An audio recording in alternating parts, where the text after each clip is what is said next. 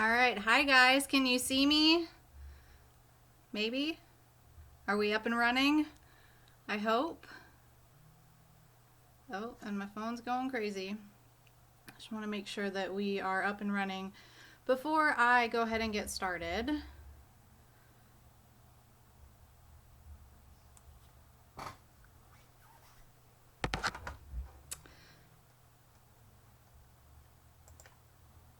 So, I'm hoping you guys can see me. Somebody please tell me if you can.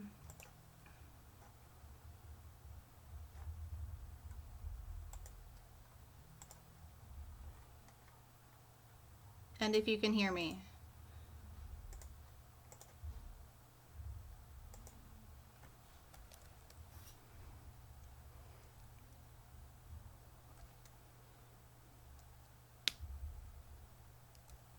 Perfect. Thank you, Sparky. Thanks everybody for coming.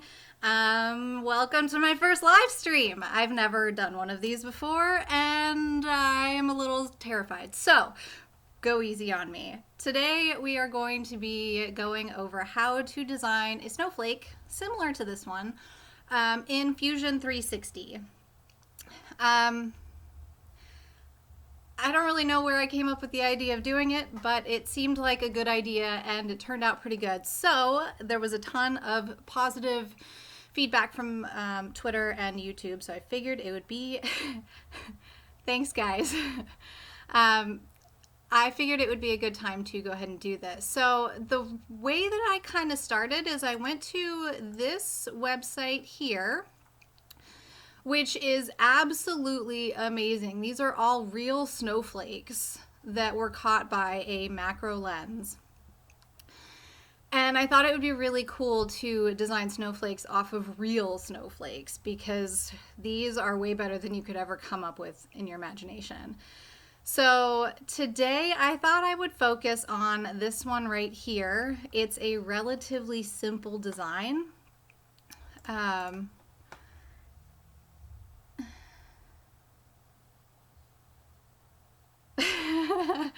Nice. So this is the one that we're going to be focusing on today. And there are multiple ways of doing this. If you are not familiar with Fusion 360, there's a couple of like quick and easy ways of doing this. Now, you can go ahead and take a screenshot of this and actually import the image into Fusion 360 to make your life a little bit easier. I'm just going to go ahead and use the snipping tool, take a screenshot of it. The snipping tool comes on all Windows computers. If you haven't used it, I believe it is under Windows Accessories, maybe? Yes. So if you have a Windows computer, you can go ahead and use that. And then just save it to your computer. As you can see, I've taken a lot of screenshots for this project. So I'm going to go ahead and close out of that. And then I'm going to open up Fusion 360. This is free as long as you aren't a huge company making a ton of money. So you can go ahead and log into it and you get it. I think they do it on a yearly basis and you have to re-up every year saying that you are not a big huge corporation. So let me change this screen around so that I can see the chat as I'm going. Okay, so if you want to insert an image, you've got this little picture right here and you can click insert. You're going to select your plane, and for this one I'm going to select right here, and then you click on select your image. Go find it somewhere around here.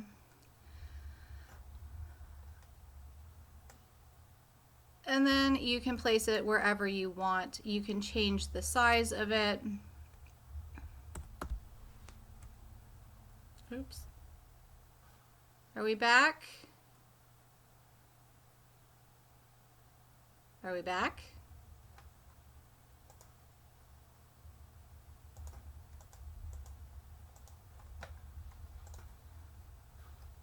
Okay, good. Sorry, guys. So if you want to, you can go ahead and go directly off of this image, which is what I did the very first time that I went ahead and designed the snowflake. Is I just put an image on there and sketched on top of it. What we're gonna do here is I'm going to delete this because I actually don't want it. Why won't you delete?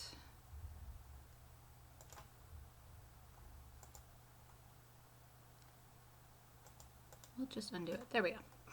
Okay, so what I'm going to do is I'm going to start off by making a sketch. So I'm going to go to create a sketch and select my plane. And I'm going to focus on just a small section, and I'm going to revolve the snowflake around that section. So I'm going to start by drawing a line directly up, and then I'm going to draw a line out at 60 degrees. And I'm doing that at 60 degrees because I'm going to revolve it around in a circle 6 times, and that will give me 360 degrees. So now that I have my basic shape, this is where I'm going to start looking at my image, which I'm going to put actually off to the side so it's a little easier for me to see. Thank you guys for bearing with me on my very first stream. You guys are awesome. Okay, so basically what I'm doing is this section right here. I want to focus on from right here to right here. And then I'm going to mirror things over and then go around in a circle. Thanks, Kit. So I'm going to start up at the top and just go off at an angle. This is the part where it's a little fun because you just get to do whatever seems like it's going to look right. So you're just going to go off the basic sketch, and then at some point we'll go ahead and kind of adjust it as needed.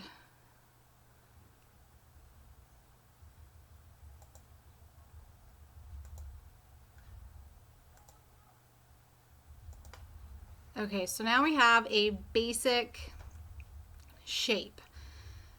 From here, you can actually go to mirror, and you can select your object, which in this case, I'm going to select just that section. And I'm going to go back and do this again, but I wanted to at least show you guys kind of what I was talking about. And then you're going to select the mirror line, and this is your mirror line. So that is going to be this section right here. Does that make sense? I hope. It's very similar to that, Sparky. It's basically what you're going to do is that same thing, just design it on a computer instead of cutting it out with scissors. So next, you're going to... How do I want to do this? See, this is the part where I was totally nervous about doing this because I go by the seat of my pants when it comes to designing, and I go back and forth 800 times, and I don't want you guys getting confused. So I'm going to try to make it as simple as possible without confusing you guys. Oh, and by the way, if you hear screaming and yelling coming from downstairs, I am sorry. Nick's playing Battlefield 1. And he may get mad at the TV. So from here, I'm glad I'm not the only one. So from here, I'm going to go ahead and just work in this section, because then once I actually rotate it around, you can actually just extrude one section and rotate it and extrude it basically around in a circle, or revolve it, or create a circular pattern, whatever it's called on Fusion360. and that way you can get the full look of what you're going for. So from here, I'm going to stop the sketch and I'm going to extrude this out. Let's say 2 millimeters,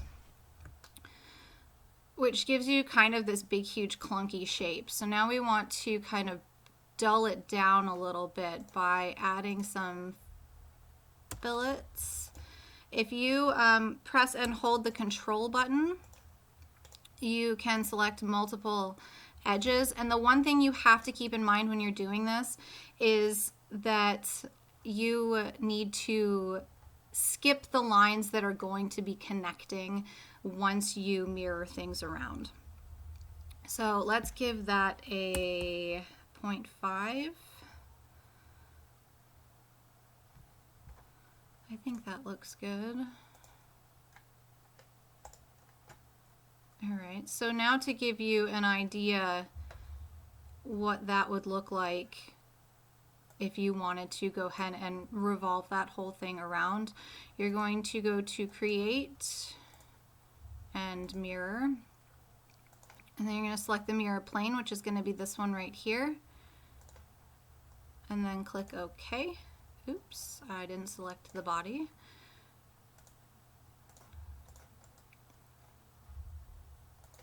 Create, mirror, select the plane, click OK. And then to revolve that around, you're going to select both bodies, click Create, Pattern, Circular Pattern, select the axis, which is going to be the Z axis, and change it to 6. So that is your basic shape of your snowflake. So this is where it kind of starts to take shape, and you can roll things back if you want so that you can make changes to it, and then roll it forward to see what it's going to look like, so you don't have to keep mirroring things and rotating things around. You can just do one thing and call it good. Make a change, go back, and keep going back and forth until you kind of get what you're looking for. So in doing this, hi Heather, in doing this, you can kind of see, you're not that late. I just skipped ahead and I'm going to jump back, I promise. So you can see that there's this top part's pretty close, although I can make it a little bit wider and I can make it a little bit squattier. So I'm going to roll this back to here. And then I'm going to right click on the sketch and go to Edit Sketch. So from here, I'm going to take this and make it a little bit wider and basically kind of just mess with this until I feel like it's at the shape that I'm looking for. You can also drag these little nodes at the end, and that will help you get the shape that you might want.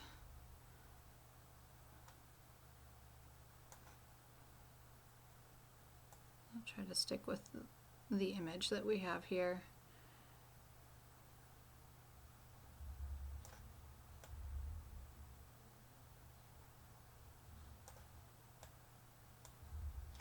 So what's everybody else doing on their Saturdays?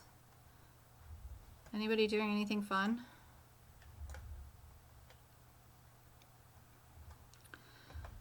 When you want to skip back and see how it's looking, if you go back to Stop Sketch, it will bring you back to your extruded section, and then you can drag your bar at the bottom across to see how things have changed and progressed, and see if you like the way that it's looking a little bit better.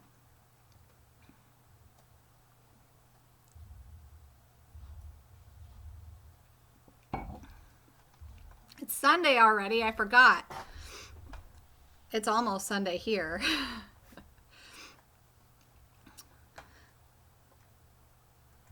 Hi guys.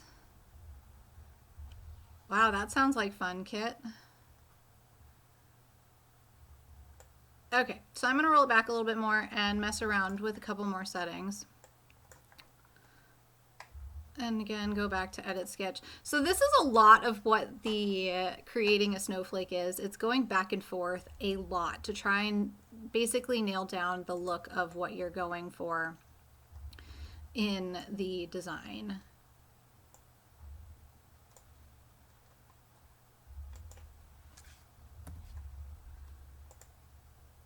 If you've got a line that's stuck in the parallel, you can just delete the little parallel markers to go ahead and be able to move that in any direction that you want.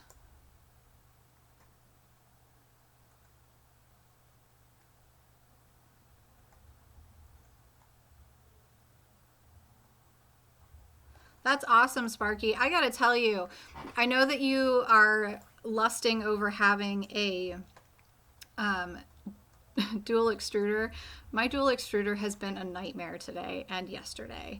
I'm sure some people saw on Twitter and Instagram the picture of my super clogged gross nozzle. The other nozzle decided to do the same thing today. So now I am in the process of fixing nozzles, which is not fun. And I'm basically out of commission until it's back up and running.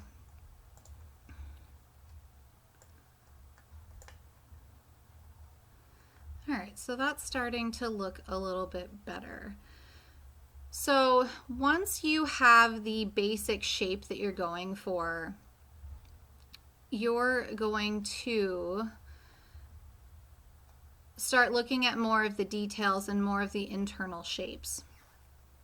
So at this point, you can look and see that there's a bunch of little indents and there's a bunch of little extruded parts, and this is where you get to be a little bit more creative with what you're kind of looking to do with the snowflake, and it's also where each snowflake becomes its own.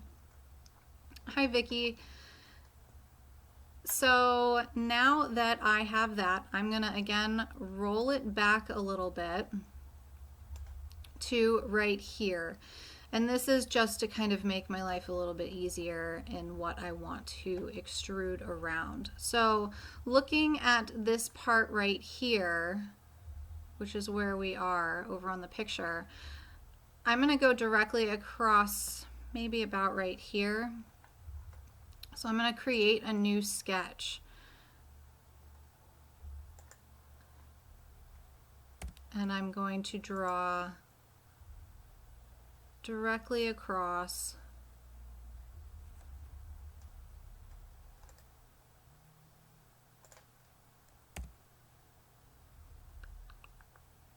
like say right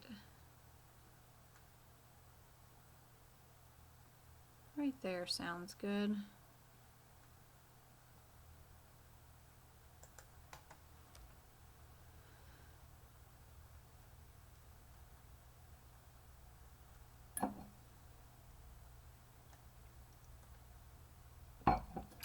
And so this part is going to be the part that jumps down a little bit. So I'm going to create a couple of different lines.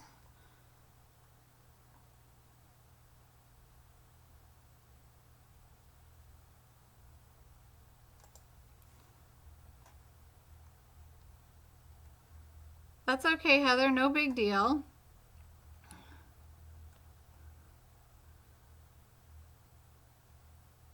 I'm just glad so many people showed up. You guys are all awesome. I was terrified that I was going to do my first live stream and nobody was going to come. All right, so I've got a couple of little sections here.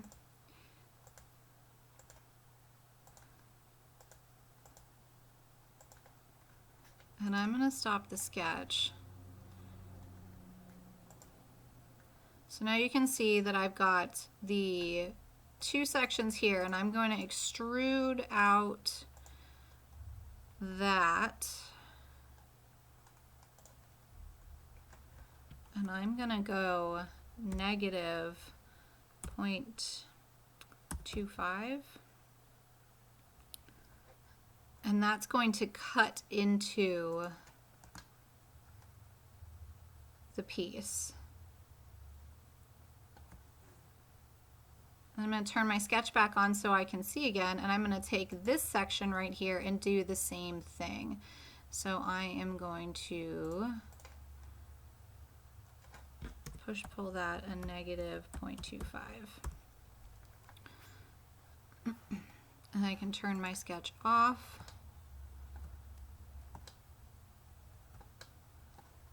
And then I can push forward my little bar at the bottom, and then you've got a snowflake that's got a couple of indents in the center of it.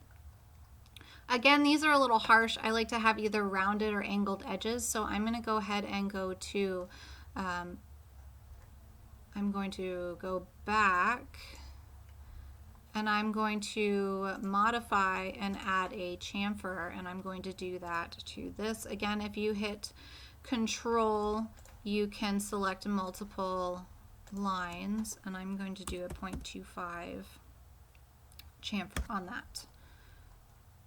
And then roll it forward. So now you can see there's a lot more depth than just that small section. Guys, I'm waiting. I ordered the glittery PLA from Protopasta, and I cannot wait for it to get here. There's going to be glitter flakes everywhere. And by glitter flakes, I mean glittery snowflakes. I'm so excited.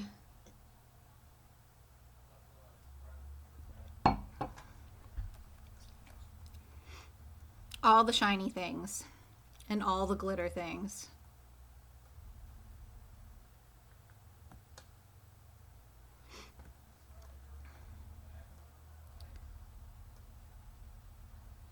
Heather, your internet or my internet?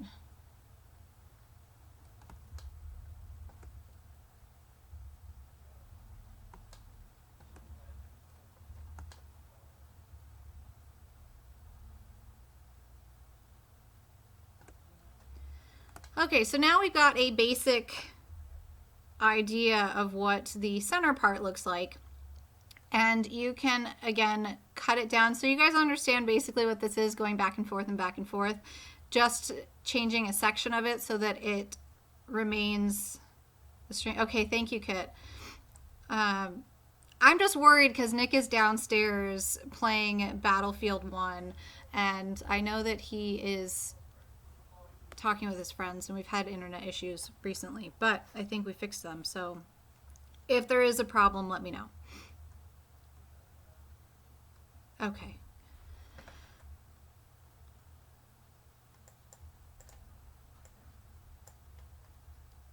So now we're going to go focus in a little bit more on the intercenter of this. And this is where you have to start thinking about, when you're 3D printing it, what you are going to be able to see and what you're not going to be able to see.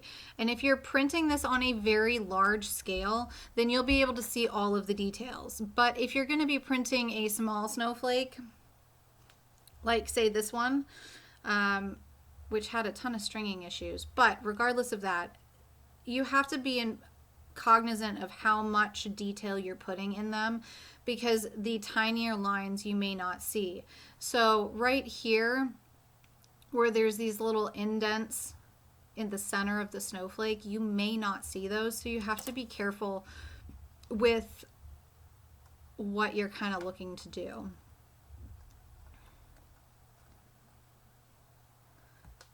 So we are going to try to break that down a little bit more.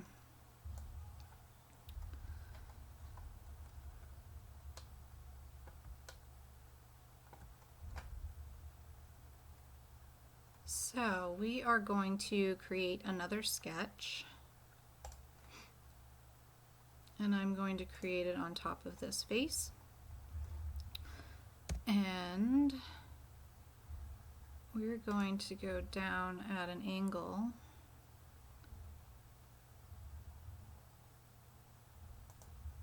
and then straight down.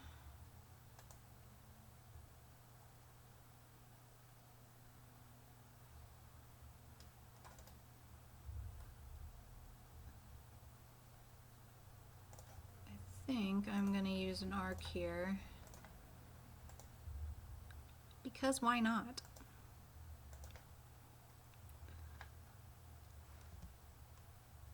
And then finish off that.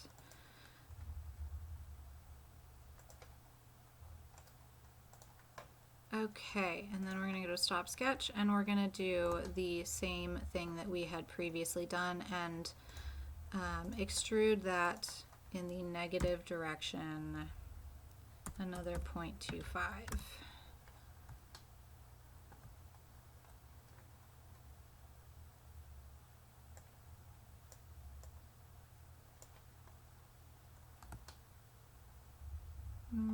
That's not really what I wanted, so we are going to go back and you're more than welcome to. It's all good. I'd love to know how the Tico's working too. It seems pretty awesome for such an inexpensive printer.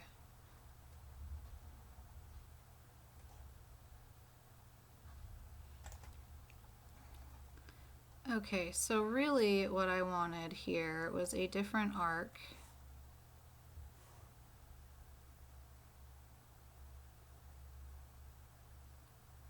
Center point.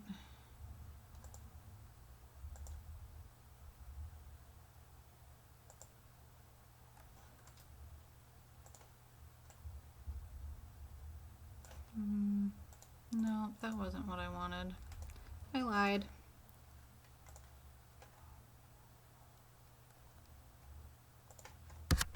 Delete that, and we're going to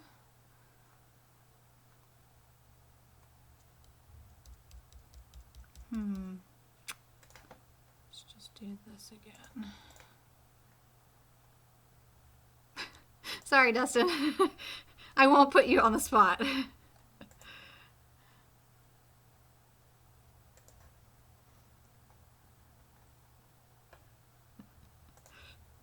You'll have to do an update video for us.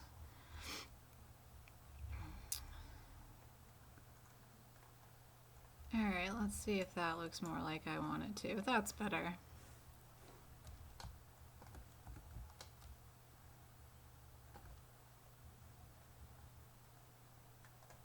So now that I've done kind of all of the indents, it's time to move up here and start working on these outer sections over here.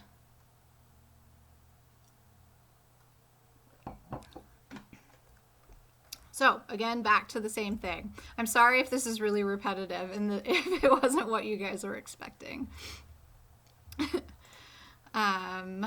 So we are going to basically do the same thing and just keep adding on top of what you already have. Since I have this fillet up here, you have to be careful of where you're placing your lines to make sure that if you do it this far out, then you're going to end up with this little rounded gap and then another line, which will make for a really weird and awkward print. So make sure you start it back here instead. So in this one, I'm going to go out maybe 3/4 of a millimeter, and then we will go down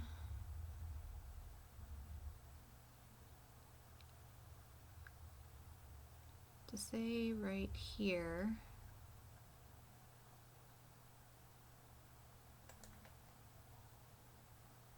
And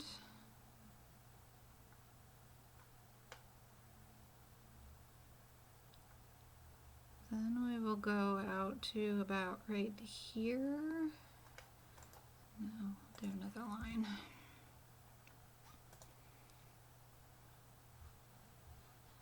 Here to down here. To down here. Did everybody who celebrates it have a good Thanksgiving yesterday? Day before yesterday? What's today? Saturday? On Thursday?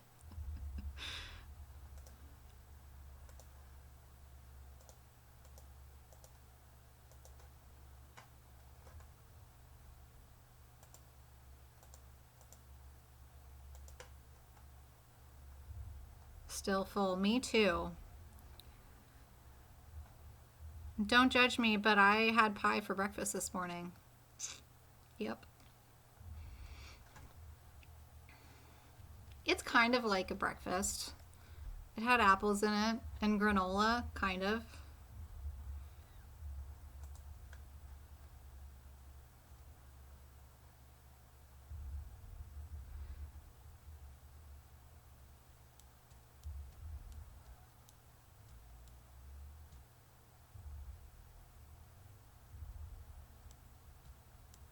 I could totally do that.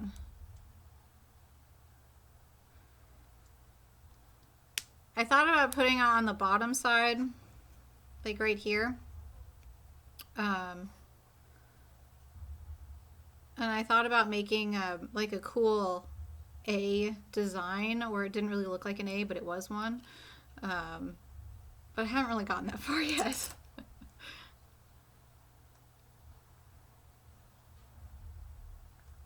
All right, so now we are going to go straight down with this.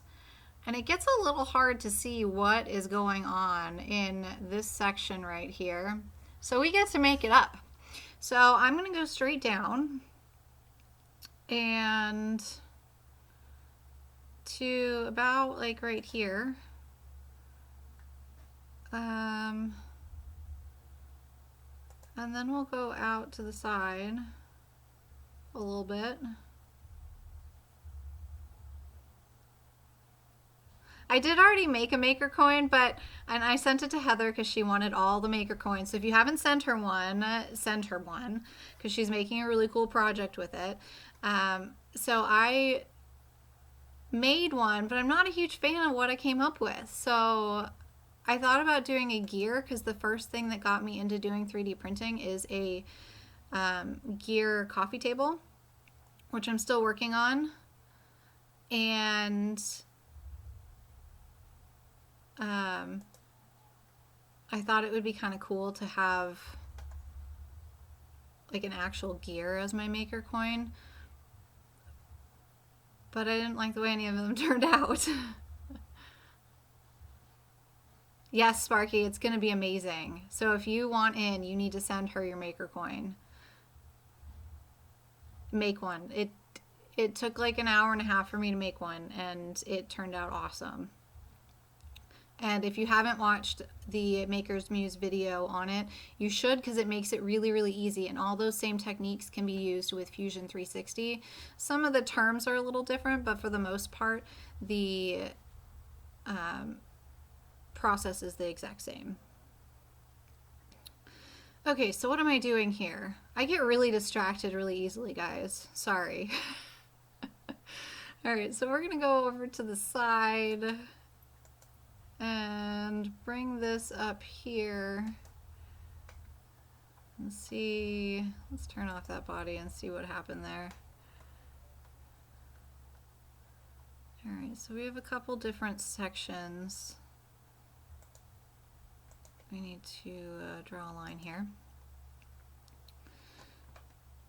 All right, let's turn the body back on and see what we can do here. So we are going to extrude out a couple more sections. We will do this and this first. And I think we will do that at 0.75. There's that.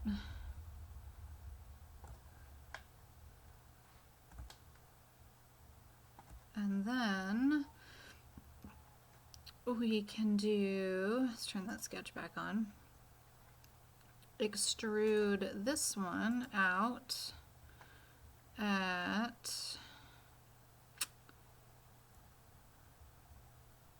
0.5 to give it a little extra definition. All right, let's see what happens if we go forward with this.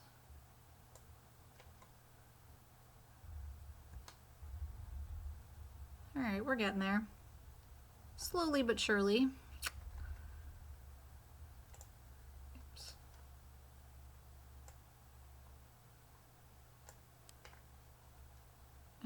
So now again with the chamfers, we did a rounded fillet before, so we'll do a chamfer again this time.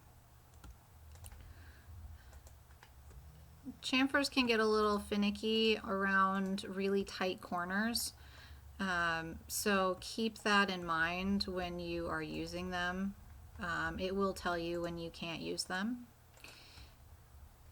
and often it's when you really want to use one. I don't know how that's gonna look. Let's just go with it, see what happens.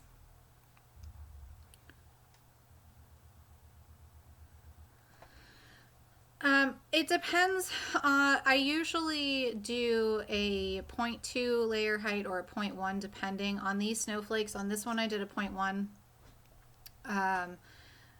because I want to show as much detail as possible, and the finer the detail the better. The final size of the snowflake, this is 20 millimeters from here to here, so the total size will be 40 millimeters from edge to edge. And I do that to begin with, and then I will throw it onto the Simplify 3D bed and see what that size actually looks like and what it looks like with the layers, and then if I need to scale it up or down from there, I will. And also it kind of depends. Sometimes I put in a couple of little details that you end up not seeing, where I'll think you'll see it, like this right here, this little section right here. I don't know if you'll actually be able to see that really well once the printer actually gets its hands on it. So I'll do a test in Simplify 3D, and if it does work out fine, then I'll leave it as is. Otherwise, I'll kind of have to mess with it and see what happens. All right, let's see what happens if I go forward more. Well, that's kind of different. All right, I've got to do something with these little bow tie ends.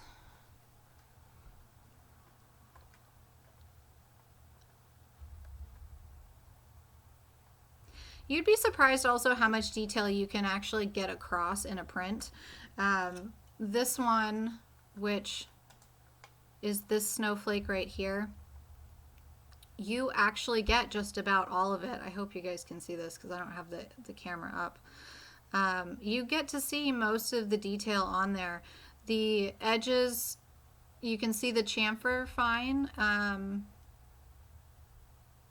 Like I said, this print's super stringy, but aside from that, you really do get to see all of the detail, and this one is about that same size. Actually, this one's a little bit bigger. I think that's 50. Yeah, about 50 instead of 40. All right.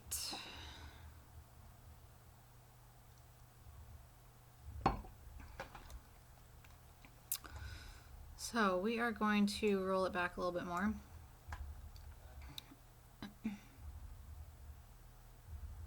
A snowflake challenge, that would be awesome. I would love to see a snowflake challenge.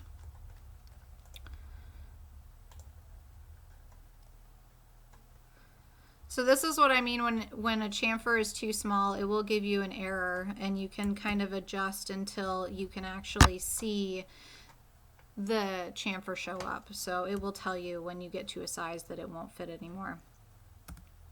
But I think 0.1 will be good on those little bow tie ends.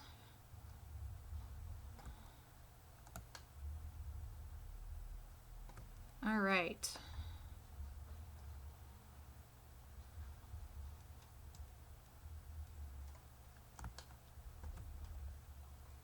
Terrence, you have to finish your maker coin and get it over to Heather as soon as possible.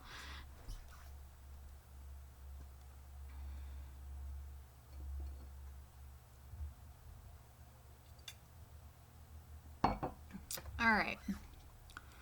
So now that we have that, and I'm pretty happy with the way that that looked.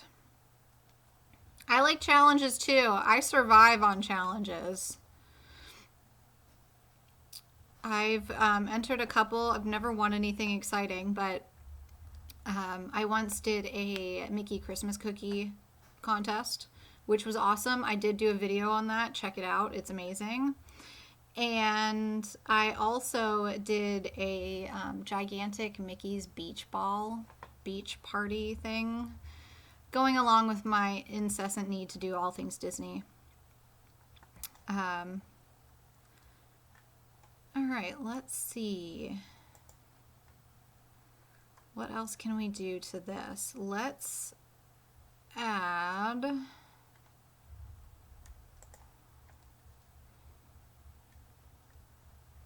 I gotta do something down here.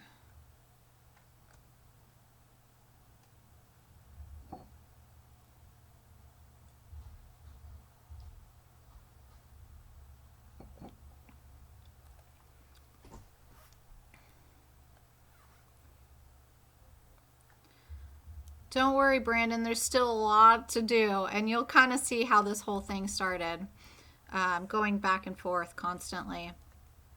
So I'm going to roll this back again so we can work on some other sections, which I think is to right there. I know, I can't wait for the glitter filament. Seriously, as soon as I saw it on Instagram, I knew it had to be in my life. All the glitter things. I don't care if it makes a glitter bomb in my printer. I don't care. I'm going to love it all the same. It just might mean that Nick ends up with some glitter gun parts. All right, so I'm going to add here a something. What do I need here? I think we need a little divot because it looks like there's a divot right there. So we're going to create another sketch. And let's do like here, down to here, and back up to there. And we will modify that in 1/4 of a millimeter. And then we can actually chamfer these edges. Oh, that might be too long.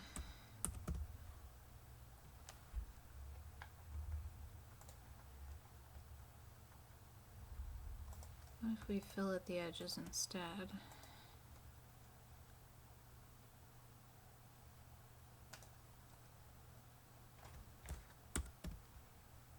Nope, still too big. Is it back? Am I back? I hope I'm back.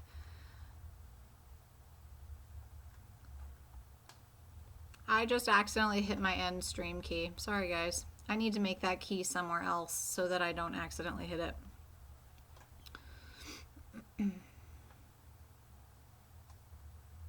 We're still running. We're still running. I hope we're still running. We good? Yeah, we're good.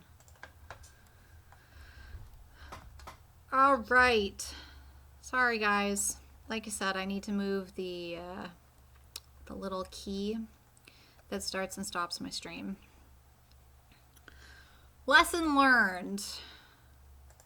All right, so we've got these little bow tie pieces, which I actually kind of like. I'm going to name this my bow tie snowflake. And we're going to work on down here now. Which clear snowflake? This one up here, the one in the corner, this is an actual snowflake from a macro lens. For those of you who missed the beginning of the stream, I actually grabbed that from this website right here, and there's a link to that in the description box.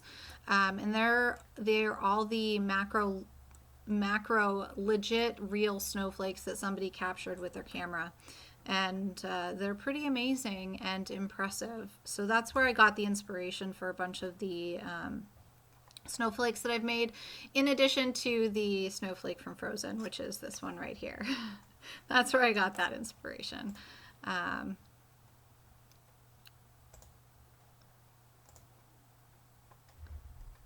Isn't that amazing? It's insane. I think I saw it last year for the first time, and thought it was one of the coolest things I've ever seen. I would love to do, it's like a hack you can do with your camera, and I would love to do that when it snows and actually get some awesome photos of some snowflakes. All right, so focusing on this area right here, we got to do something. So it looks like there's a triangle that goes from here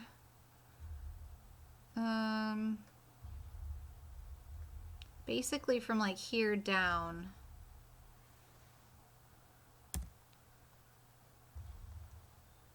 So we're going to start a sketch on, whoa, what had just happened?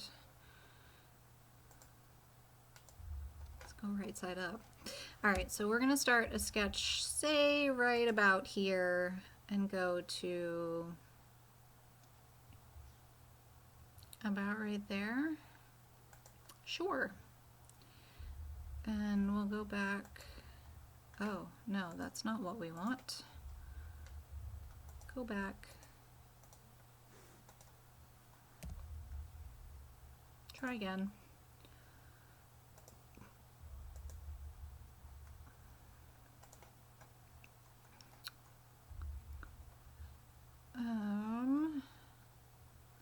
And maybe we'll go up to here as well.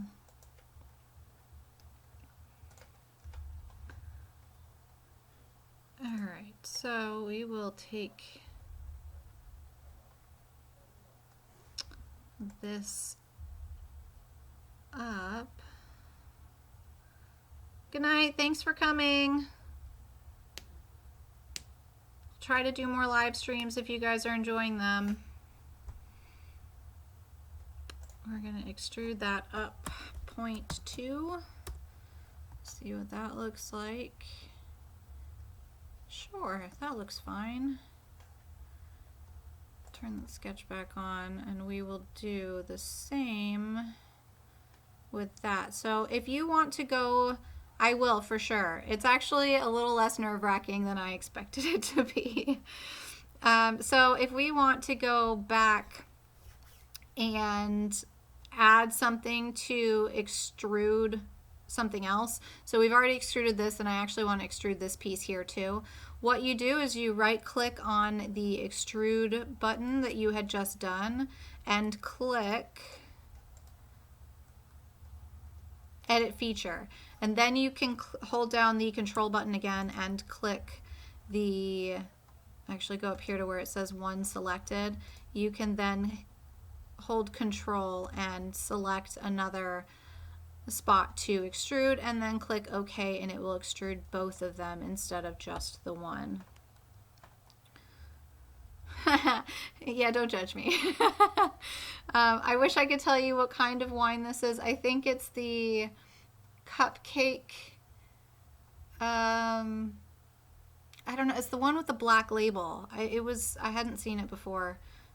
We opened it last night, so cheers. So we are going to, again, let's do a fillet this time. We're going to fillet these corners and see what happens. Zoom in here. I've got a little stray corner here. I think that's good.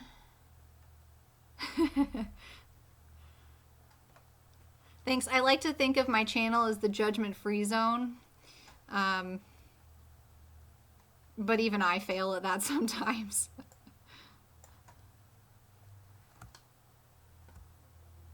All right, we're getting there, guys.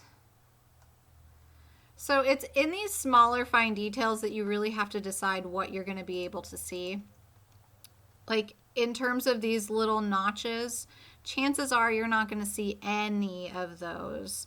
And you might be able to get a little bit more definition out of the corner, and then we can add a little bit more up here in through this section right here. But these little divots you're probably not going to see unless you're printing at large scale.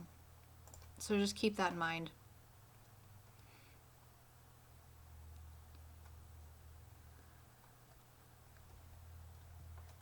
I agree, Brandon. I'm unfortunately really new at Fusion 360. The first thing I ever designed on it was the spider from my Halloween costume, and the next was a snowflake. So, so I've only done a couple of snowflakes and then my maker's coins on this. But I have to say, I've used AutoCAD in the past.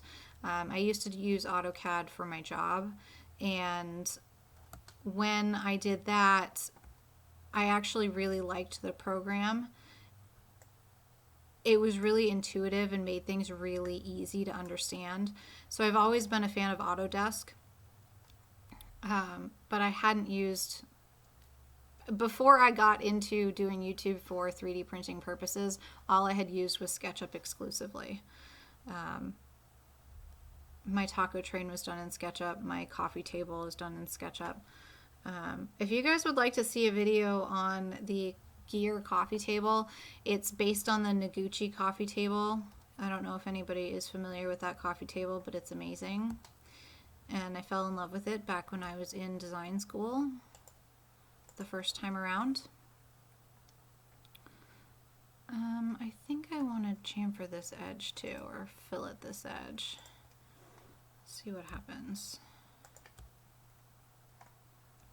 That looks a little goofy. Maybe it was just the angle.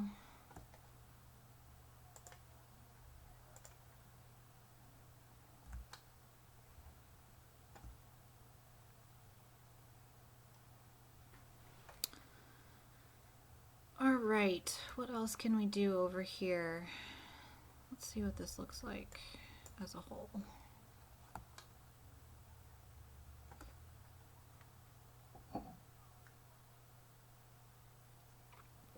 What programs do you guys use most often?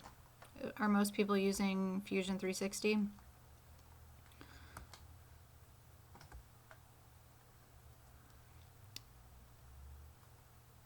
So I think we need to try to add a little bit more depth up at the top over here. It's such an easy program to work with, I've decided. It's now pretty much my go-to as well. How do you like Tinkercad? I haven't really used it at all.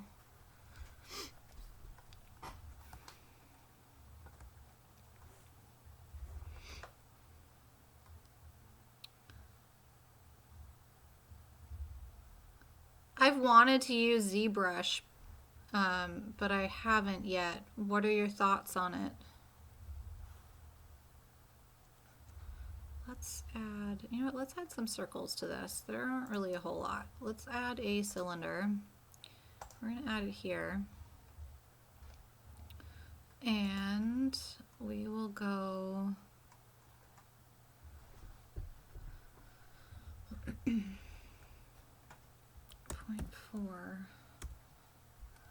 and we're going to go -0.1. 0.1 is going to be too small.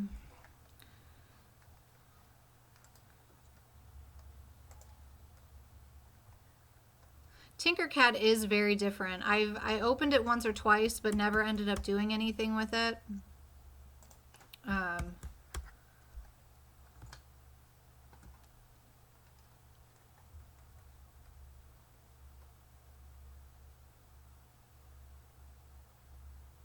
Cityscape coffee tables. I think so. I'll have to Google it to be sure, but I think I have. All right, let's add another cylinder here. That is not a cylinder.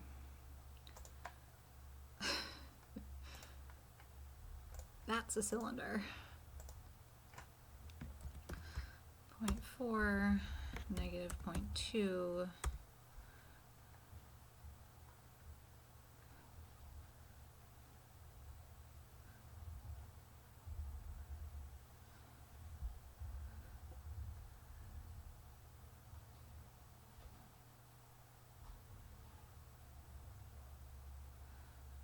I agree, Kit.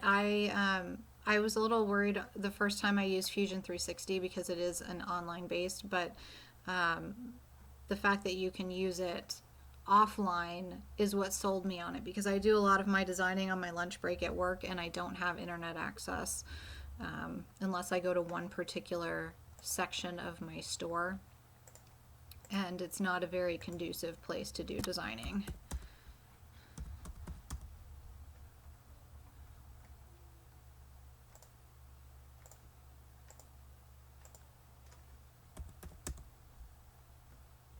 Oh, that is the wrong size. For those of you who aren't familiar with Fusion 360, in addition to being able to type things down here in the boxes, you can also type them up here to make your life easier.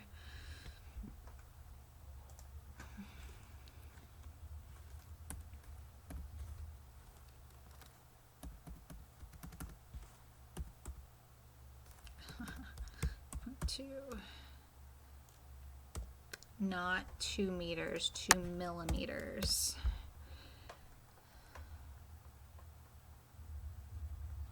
That's pretty awesome.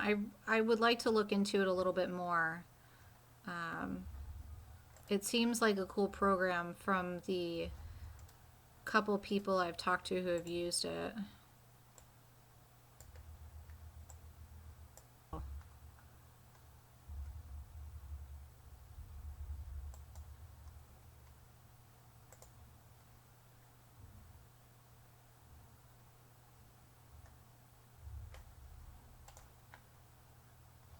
I'm back. I'm back. I'm sorry. I really need to change that button because I apparently hit it and don't even realize it. Poor planning on my part. So what do you guys think so far? What else do you think needs to be done to it? Any thoughts, recommendations, questions?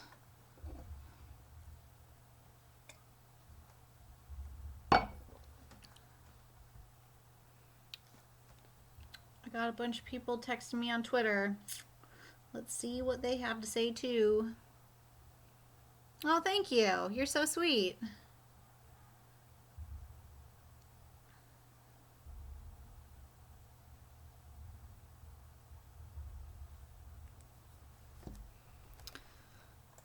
All right, well, I don't really think there's anything else that really needs to be done to this one. Unless you guys think differently. Suggestions, recommendations, things you think might look better, throw them at me.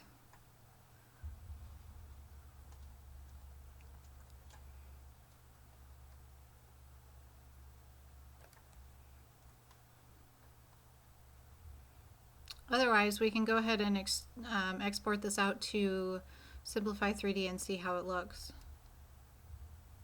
Welcome back. My husband's on dog duty right now since I'm upstairs.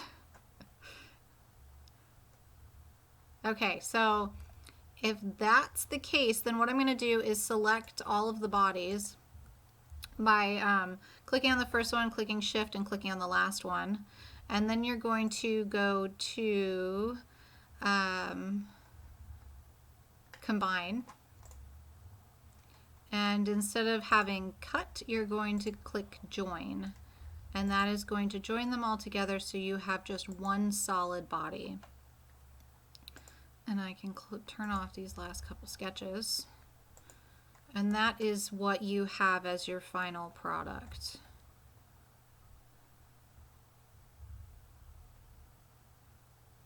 I haven't put holes in any of the snowflakes yet, but I could put those holes all the way through and see what happens.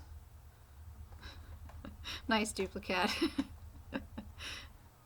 Let's do that just because we can.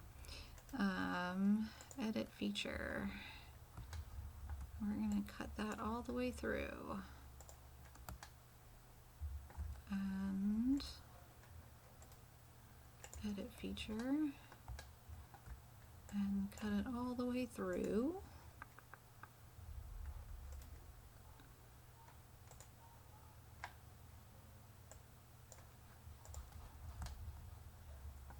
All right.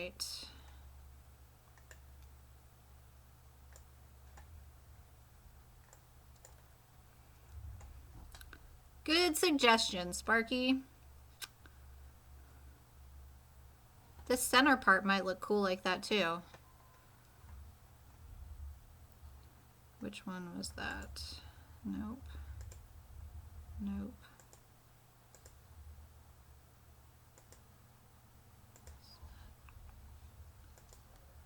All right. Let's roll this back so I can find out where that was.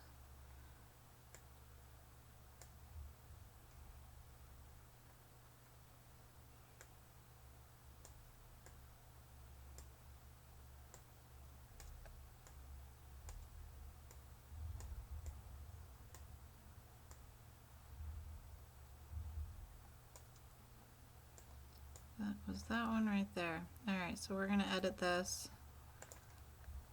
and bring that down.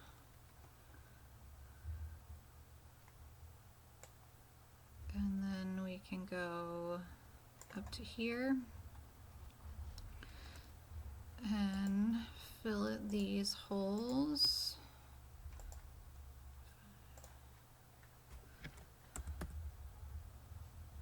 Oh, that's going to be too big.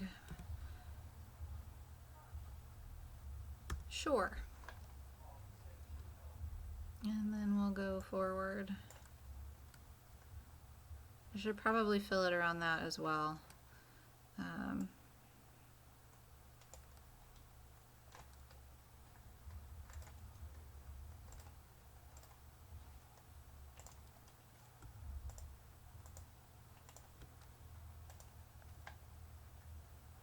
All right.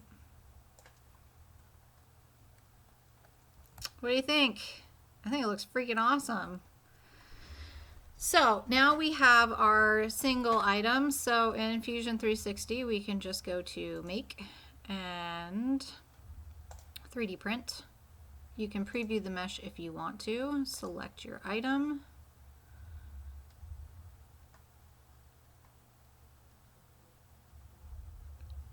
If this crashes on me right now, I'm gonna be really cranky.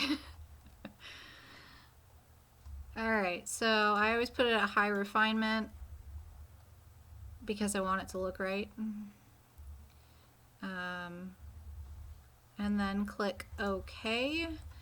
And we are gonna save that to the Snowflakes folder.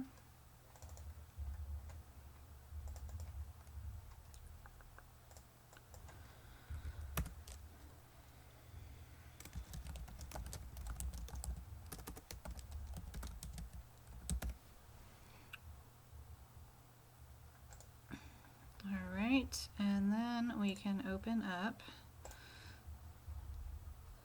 I suck at saving designs. It gets me in so much trouble at work because we use a program called 2020, which is a kitchen 3D modeling program, and it crashes like you wouldn't believe. And it never fails. It always crashes when I need it to not. Does anybody else who does 3D modeling always go to click their mouse wheel button and then Simplify 3D moves them around to exactly where they don't want to be? Because it happens to me all the time. I can't seem to wrap my brain around the fact that I shouldn't be clicking the mouse wheel.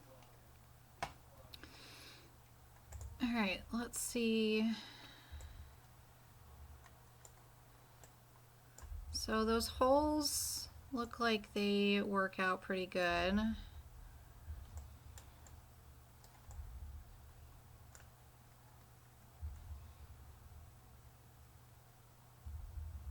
I do that. It's awful.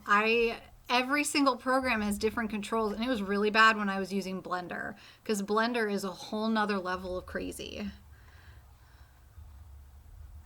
I wish that there was just like a standard when it came to what your mouse buttons do. There's a standard in everything else. Why not?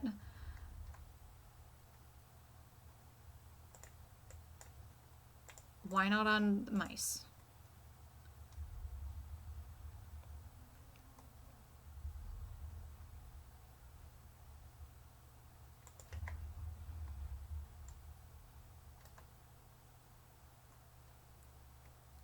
So this is where you can see you're not getting as much detail. If you go back to this, you can see that this was actually supposed to go all the way out to here.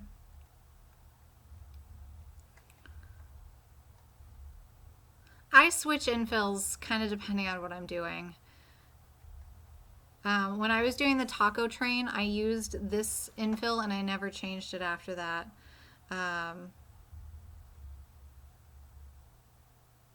Oh man, that would make life so much easier, importing controls into Blender.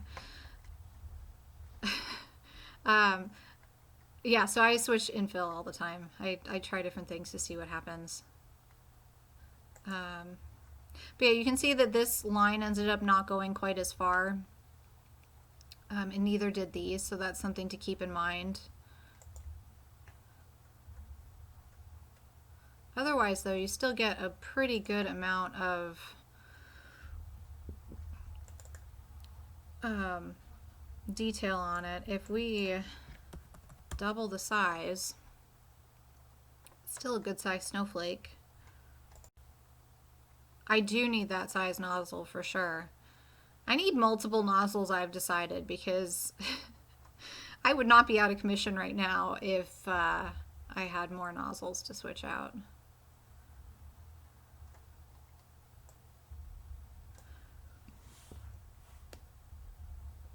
Oh, I'm sure it will. But man, can you imagine the clogging that would happen on that tiny of a nozzle? So doubling the size of it seems to give all the detail.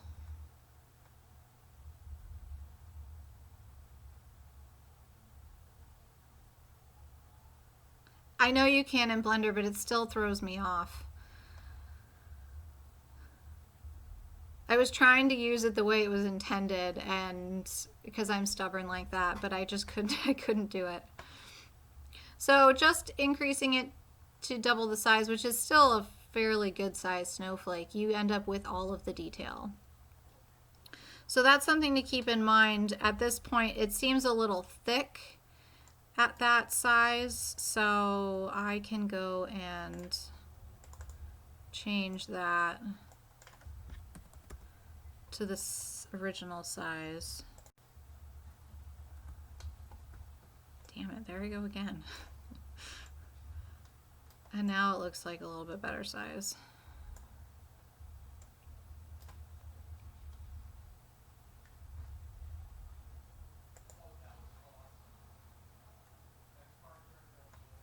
So what do you guys think? You guys gonna be able to duplicate this now?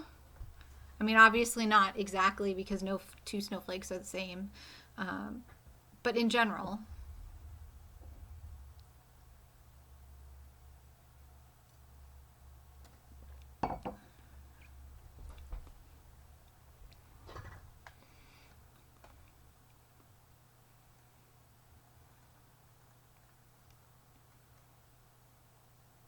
Good. Tweet me pictures.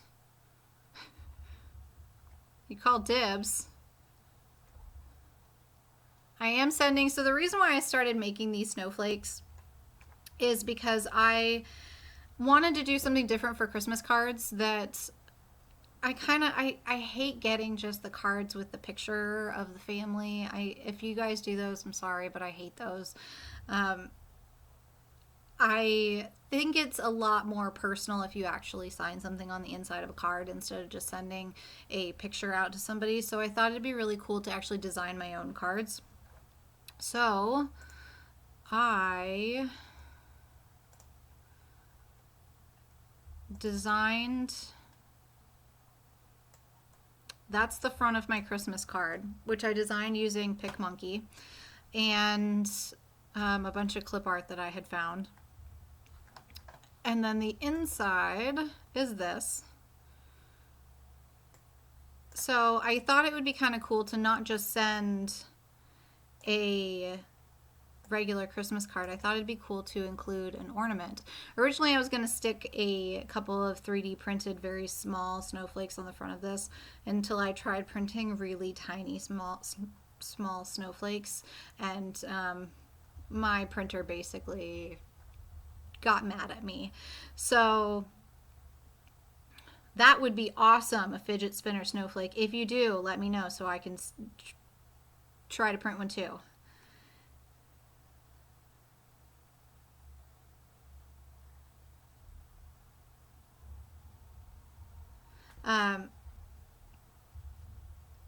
So I had these printed through Vistaprint, which was awesome, and came out super fast. I think it was like $12 or $15 or something like that for 30 cards, which is the same price as I would have paid in a store, and I got ones that I actually wanted. So I decided I would instead add a ornament to them. So each of the snowflakes that I've made, I have added a ring to them.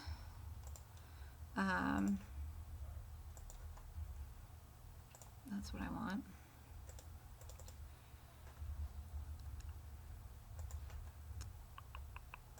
I've added a little ring to the top so that I can string some string through it and people can use it as an actual ornament on their Christmas trees, and they'll be getting something a little different. My only concern is them actually making it through the mail, so I'm going to be posting the envelopes with Fragile Do Not Bend all over them so that they don't get destroyed.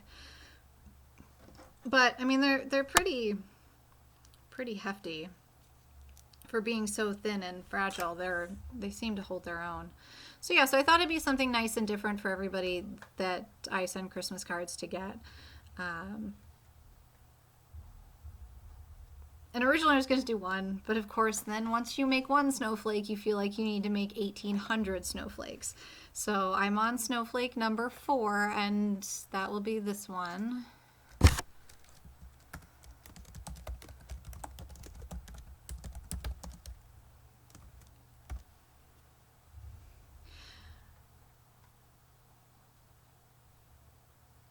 So actually, Barb over at 3D Print New York had asked me, she was the original one who asked me to post the file onto Thingiverse so that she could print the snowflakes using NinjaFlex, or actually I think she's used, did she use NinjaFlex? I think she used NinjaFlex.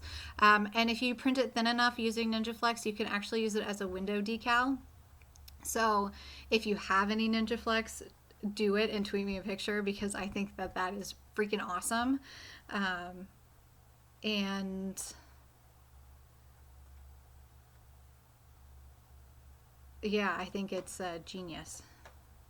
Yeah, I think that would be really cool to do, embossing it into the card. I'm just not sure how to do that.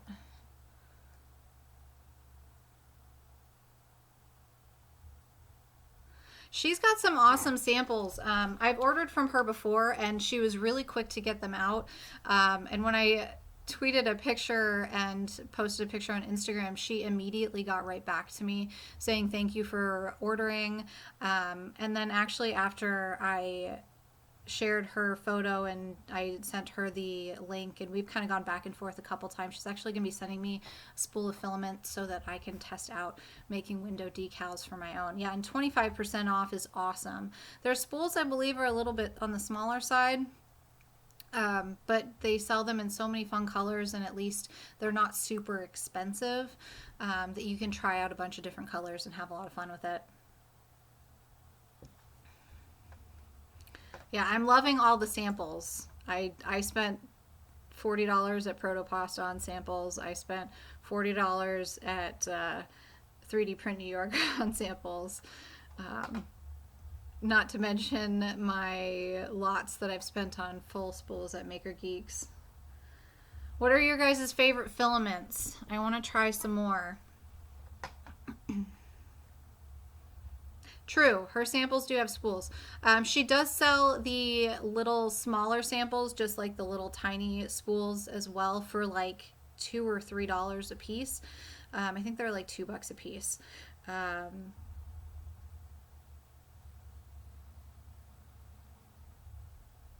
So, sorry, distraction. So she does offer both. So she's got the actual spools, and then she's got the loose ones as well, depending on how much you want to spend. So while we're chatting here, I'm going to add another ring to this, but instead of actually adding a ring, I'm just going to cut through this. I think right on this one. So I'm going to create, oh, not extrude, cancel. Not that either. Create cylinder. And then we'll start it right there.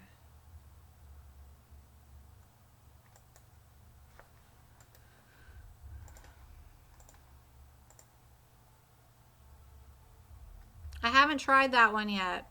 Is it super good? Why is that your favorite out of all the filaments?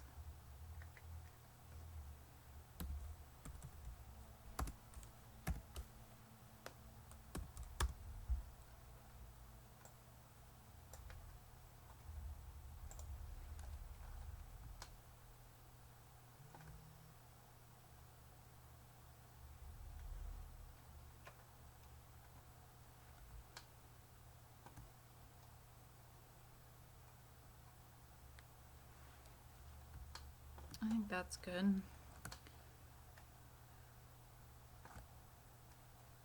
then we can, I don't know if it'll let me fill it that whole thing, but I guess we'll find out. It will.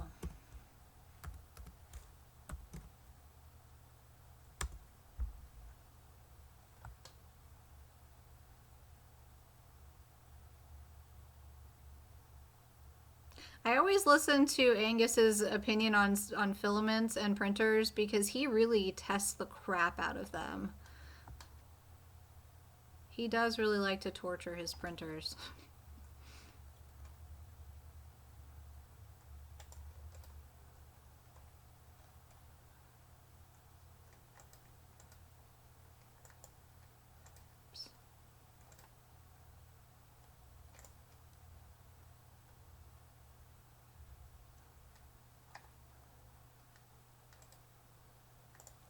Yeah, I hope that I can be as thorough as he is at some point.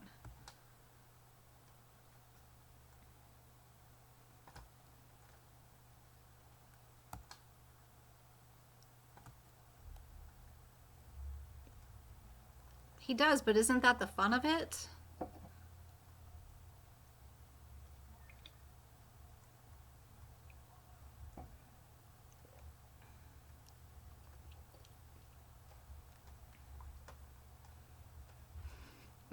It is cruel, a little bit. But I think it also forces companies to be a little bit better and not put out shoddy equipment. Because they know somebody like him is going to be testing things out and putting it through the ringer, which is good. Anything that forces companies to be better.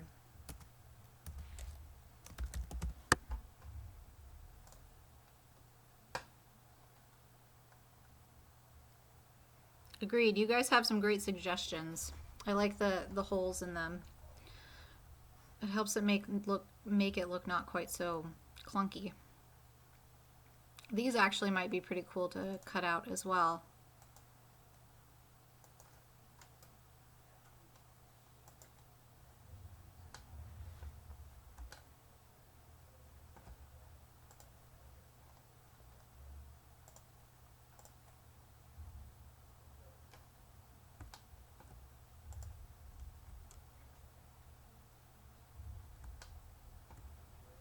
See how one looks.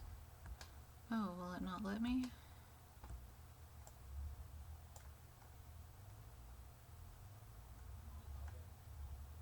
Oh, why are you trying to do that? I love technology.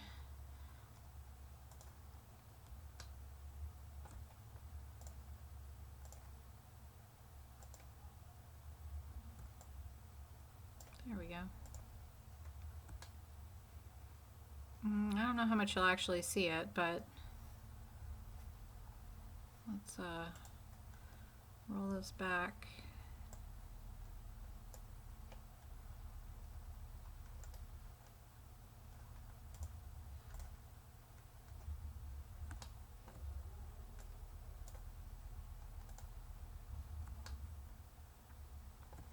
This is the problem. Once you've kind of finished, you can just keep going and going and going.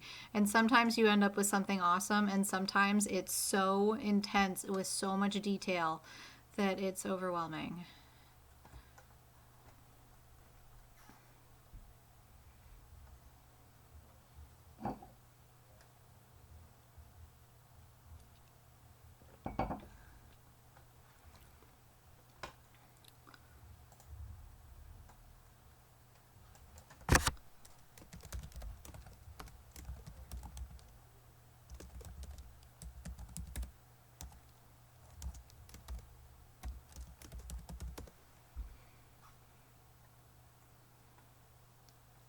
Well, that's really it, guys. I can do another one. I have nothing to do tonight because Nick is playing video games and I planned on doing this. So,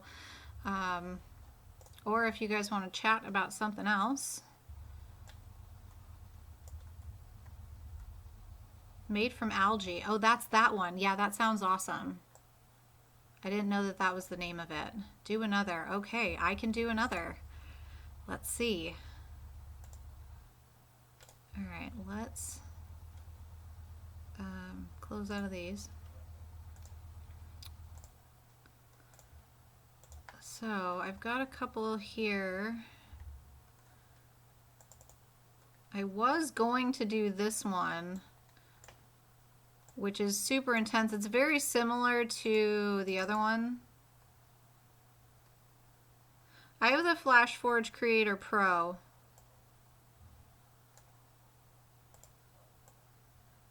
Which has dual extruders.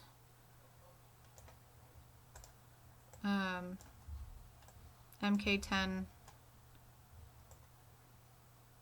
nozzles.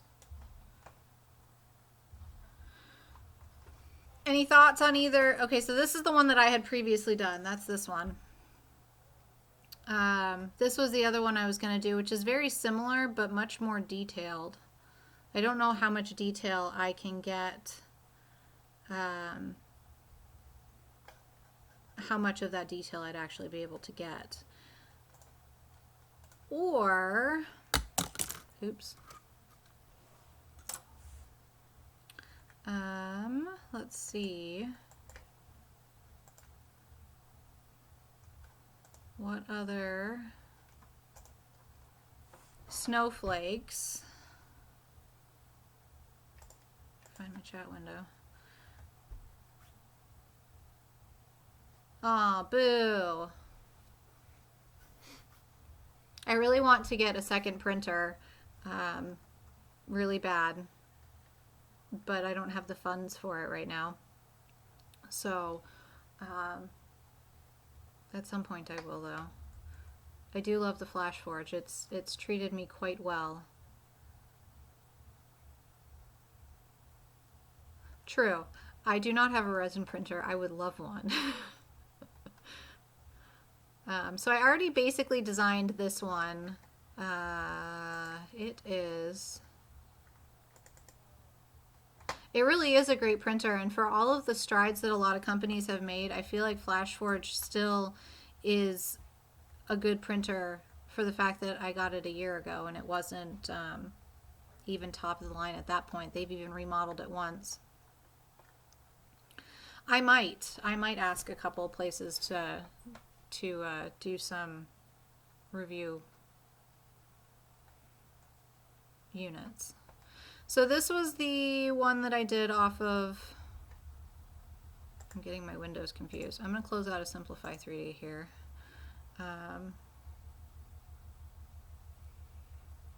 Yeah, although we have dual extruders, I don't use the dual extruders the way that most people would think you do. We use them as one is a ABS nozzle and the other is a PLA nozzle, and that's partially because of the way that the extruder heads are set. The one on the left has a fan right next to it, the one on the right does not. So we use the one on the right for our ABS prints and the one on the left as our PLA prints, so that the PLA has the fan right next to it. So when we got the Flash Forge, we got it for Christmas last year. Nick and I really didn't have anything we wanted for Christmas. So our parents and our family all chipped in money, and then we ended up paying a lot extra to actually get the printer. But we kind of thought it'd be cool to have something different. Nick said he would use it for, gun parts and stuff. And then I do all the modeling. So it kind of seemed like a good thing to get. But we did a ton of research when we were looking at printers. A ton. Trying to decide what would be the best one to go for our money, the best bang for your buck, and that would do the most things. Because Nick was doing gun parts, he wanted to be able to do ABS to withstand the higher temperature. So we had to get one that would do ABS fairly easily. And that narrowed it down in our price point to FlashForge and just a couple others. And the best reviews were on the FlashForge. So that's why we wound up with that one. And it's been a workhorse. There's one design flaw that drives me crazy, and I know that they haven't fixed it in their new model, but the sensor cable gets pinched. Yes, fundraiser. The sensor cable gets pinched because of the way they have it going, and they send you a replacement cable in your kit, so they know it's going to crap out on you, and then it does, and you can kind of like tap the cable a little bit from time to time when it does happen, but then eventually it gets to the point where tapping the cable doesn't do you any good and you actually have to replace it. So they know it's an issue and they chose to not fix it, and that is really frustrating to me as a designer. You know when something's wrong, you gotta fix it.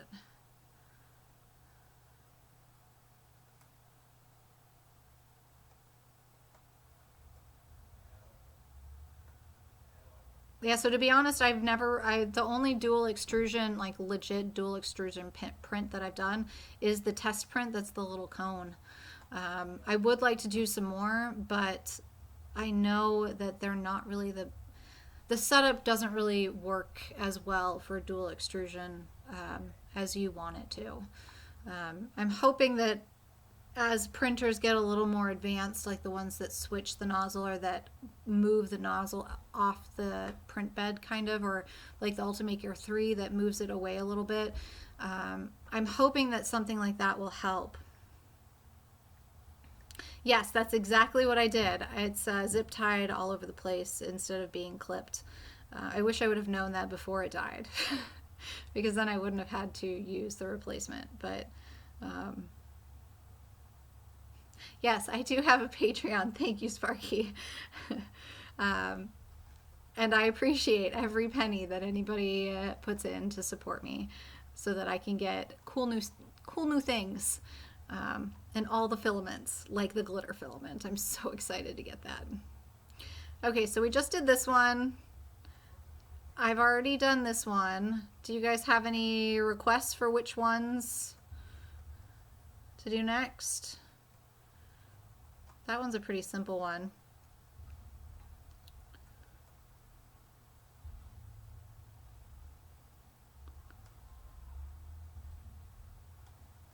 That one reminds me of Captain America's shield.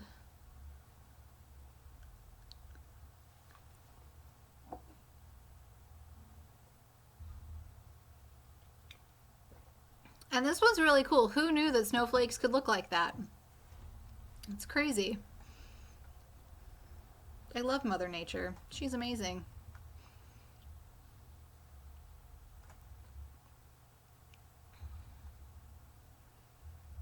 Let's see.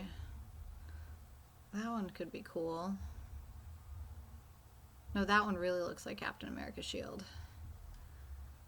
I think I need to watch some Avengers again.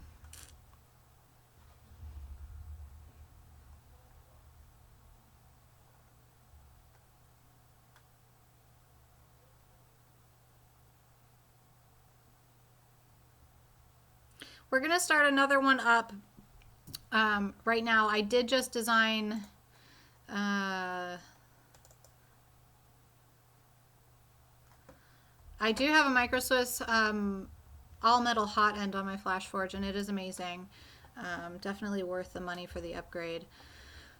I did not know that they had a 0.2 nozzle. I might have to check that out. I did just design this one on this live stream, and we are going, it was voted to do another one. So we are going to design another one.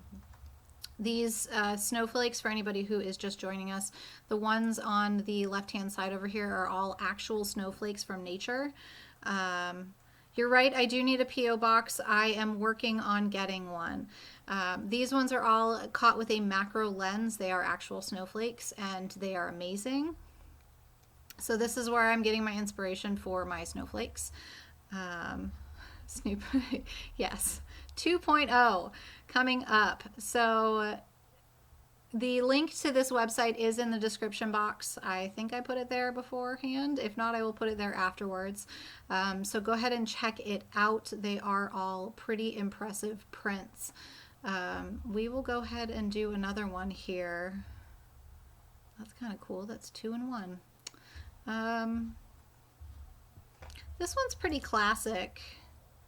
Maybe we'll do this one.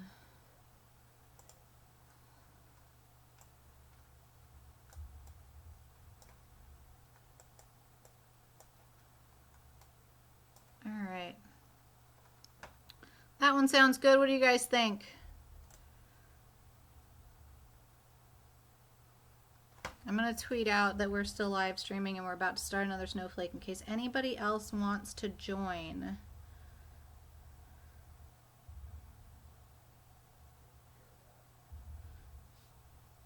Perfect. Okay.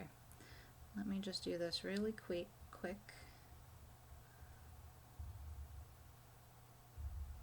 Okay. You guys are so fun. That's not a bad idea. I'm almost empty. Okay. What am I doing? Guys, seriously? I am the worst when it comes to distraction. How I survive my job, I don't know. Okay, let's retweet Sparky's tweet.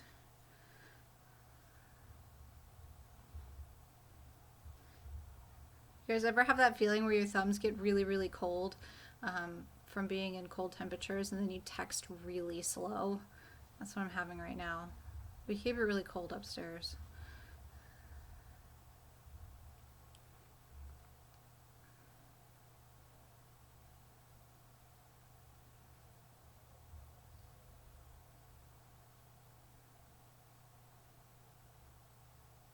All right.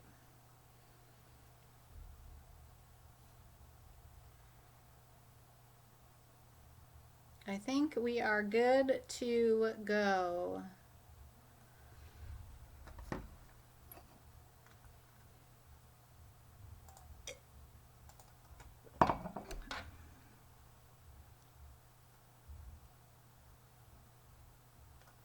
Oh, that would be very awesome of you. You're so sweet. That would be amazing. I would love to test that out. I love that people are coming up with these new filaments. I know that Maker Geeks has a new recycled filament, which I really like the idea of because there's a lot of junk plastic out there. And on top of that, they also plant a tree every time that you buy one of their filaments. So that's awesome as well. Yes, Joe, you are amazing. You're my hero today.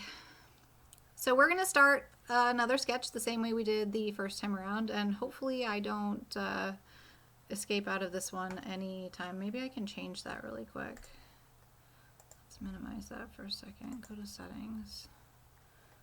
Change my hotkey from escape to F2.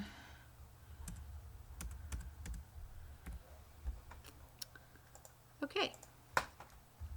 Hopefully, oh, no, I don't want to exit. Okay, now I won't escape and cancel out the live stream. So we are going to create a sketch again. Again, select your plane. You can change the way your planes are set up. I know some people like the Z off to the side. I like it going upwards because in my mind, Z is up. So, gonna select the plane and select align, and we're gonna go straight up again. The other one seemed a little small, so we'll make it a little bit bigger. Let's make this, last time we did it at 20, so let's do it at 40. And again, we want this at 60 degrees off to the side.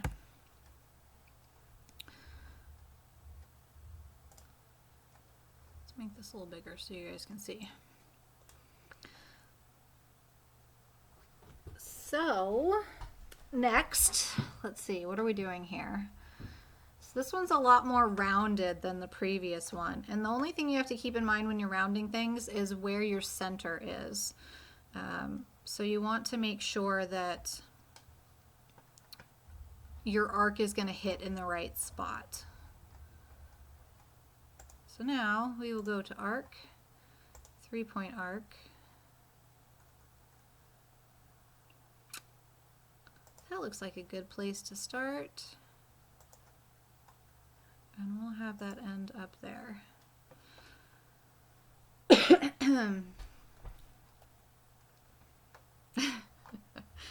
You guys are awesome. All right, so then we're gonna go straight down. There really is no method to my madness here, guys. It's just, it looks right, it doesn't look right. All right, and then this is gonna go out to the side. Let's go with a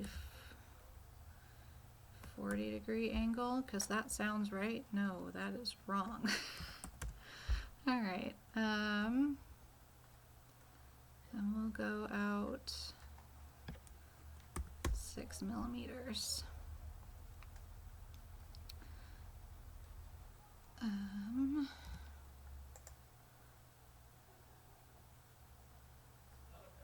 Again, let's go out.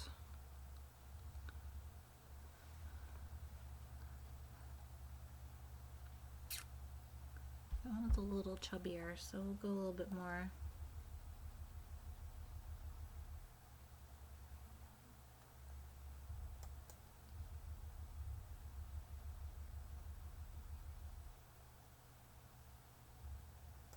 Go down.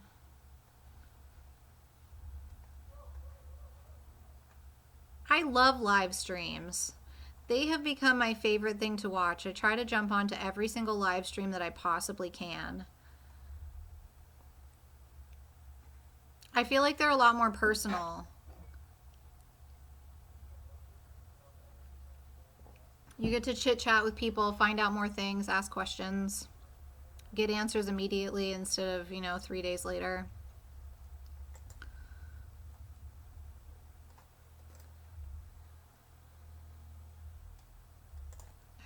So we're going to add an arc. Oh, that is not what I wanted, not appearance. We want an arc.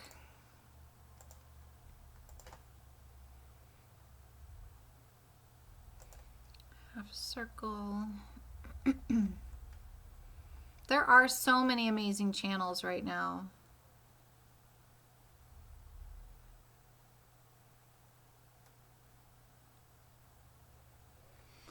Even as a small fish in a big pond, it's so nice the way that it's worked out in the 3D printing community. Before doing 3D printing videos, I did beauty videos, and the community was not as tight-knit as it is in the 3D printing. And you really got lost in the shuffle. Oh, people are tweeting.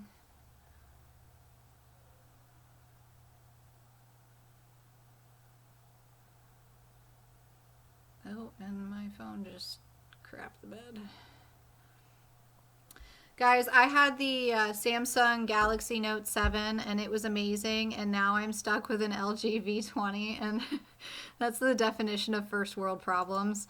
But I totally miss the Note 7 already. Did anybody else have that phone, or was it just me? How far down am I making this? That looks good.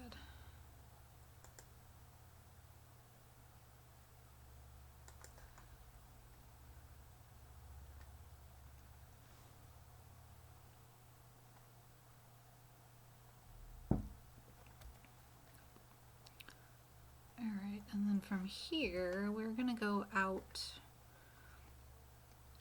No, we're going to trim that. So if you ever need to trim things in Fusion360, the Note actually was not much bigger than the S7. It was the tiniest bit difference between the two. I checked them both when I was about to buy them. Likely to not catch fire. That is true, although some people were having overheating issues with that as well. But they weren't exploding. Mine, on the other hand, was getting super hot. Like, I had one of those ones where it was definitely an issue. And then I brought it back because I was supposed to. I was a good kid. And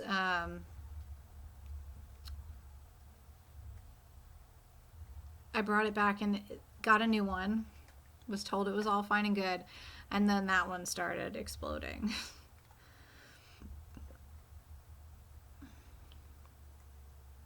I had the Galaxy S5 beforehand and it died, which is why I had to have a new phone immediately. Otherwise, I would have held out for the Note 8, assuming it ever comes out. All right, what am I doing here? This is going out in... Okay, so here I have to be a little careful because when you're looking at this image right here, you can see that on this one it sticks out further than on this one. So I need to be careful when I'm modeling it to not go out too far, because if I go too far, I'll end up knocking into the other side. That was the one thing, Sparky, I didn't like about the Note 7, is it also had the edge and I thought it was useless. But pretty much everything else I really loved about it, and I'm totally bummed that I can't have it anymore. I've never had an HTC. Oddly enough, I've only ever had Samsung. I did have the Lumia 1020 simply because it had the 42 megapixel camera, and that's actually what I shoot my time lapses on now. And Samsung, that's all I've ever had. And it's weird to have an LG. There's nothing wrong with the LG. It's a great phone. It's just not the Note 7. I mourned the loss of it for a long time. Again, definition of first world problems.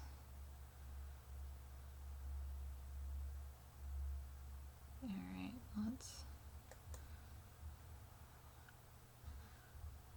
let's do this and see how that looks when it rotates around. Okay, so again, I'm going to stop the sketch here. If you ever want to trim something, before I stop the sketch,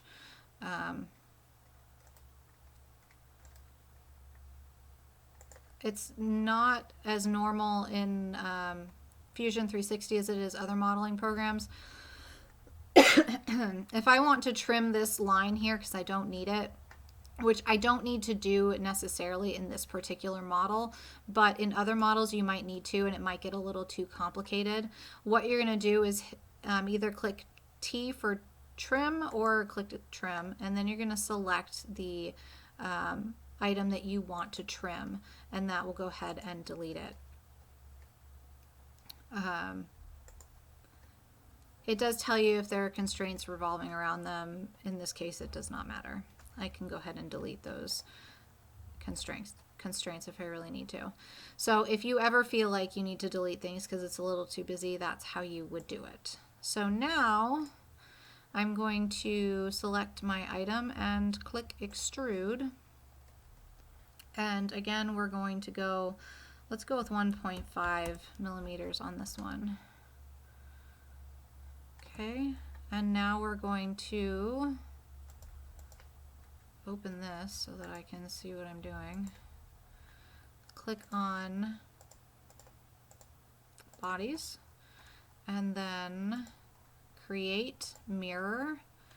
I'm going to select the mirror plane and then click OK. And then I'm going to select both bodies and click create. And go to pattern, circular pattern. I'm going to select the Z axis and I'm going to change it to 6 sections and click OK. So that's the basics of it. I didn't quite get this right, so we'll go ahead and edit it again. So to jump back, you're going to take this little tab here and you're going to pull it back to before the mirror. The reason why you do that is if you leave the items all the way up to the end and then edit a feature, if you delete something from that edit, it will confuse the crap out of Fusion360, which is why they have you roll things back instead. So you're just going to pull everything back and then you can pull it back forward again. It kind of keeps things cohesive. And then we're going to right click on the sketch and go to edit sketch to kind of fix my mistakes here. So we want to come down with this and then go up and delete that and see what happens.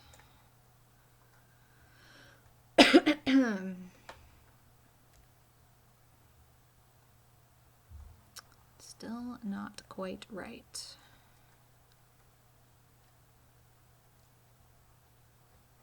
Let's close that. Okay, so roll it back again. Edit sketch. All right, so let's make another line here going in that direction.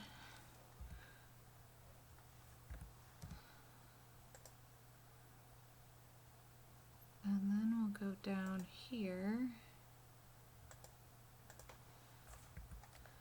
See how that looks.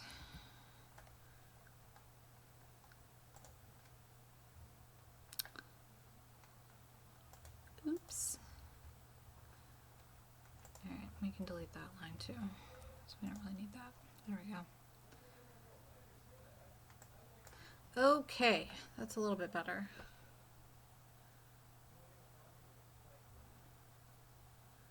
I think these need to be a little bit wider and a little bit shorter. So let's go back and edit that.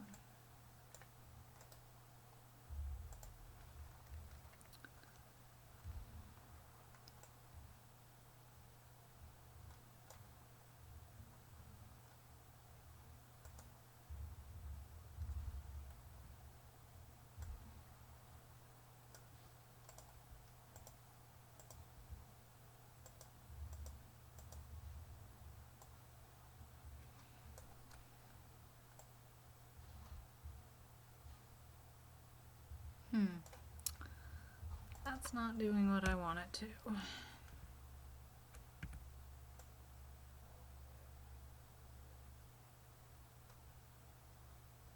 Hey Joel, welcome. We're on Snowflake number 2. So you'll have to watch the beginning of the video again at some point to see Snowflake number 1. Alright, let's just get rid of these because I don't like the way that they turned out. Alright, so we are going to not hit appearance. We are going to hit arc again. So in AutoCAD Arc is A, and even though I haven't used AutoCAD in 10 years, I still type A for for Arc. So let's see, what are we going to do now? So let's see how that change looks. All right, I'll catch you up really quick, Joel. So when we start, you're going to start by starting a sketch. And you're only going to draw a small section of the sketch because we're going to use the pattern, the circular pattern, to actually give you the full snowflake. So you're only actually going to ever be drawing in this small section right here so that you end up with an exact same snowflake all the way around. So in this case, we're doing this small section right here. You're going to go ahead and draw it with a 60-degree angle. And then once you've drawn your sketch, you're going to extrude it out however much you want. And in this case, I did 1.5 millimeters. And then you're going to go ahead and go to mirror, and you're going to mirror that directly across itself so that you end up with this section right here. And then you're going to use the circular pattern to rotate it around. And that there will be a quiz. And that will give you the basics of your snowflake. From there, you're going to just keep going back and forth. Yes, Snowflake Challenge starting soon. Once you've got the basics down, then you'll just keep going back and forth by rolling back your item, I don't know, whatever this little bar is called. What's that bar called? The history marker. You're going to move your history marker back to before the mirror so that it doesn't confuse the program. So every time you want to make changes, you're just going to edit the feature, but you have to roll it back before the mirror before you edit the feature. So you're going to click Edit Sketch again, and we're going to make a couple more tweaks because I'm not a huge fan of the way this one's turning out right now. So we're going to make this one a little bit bigger.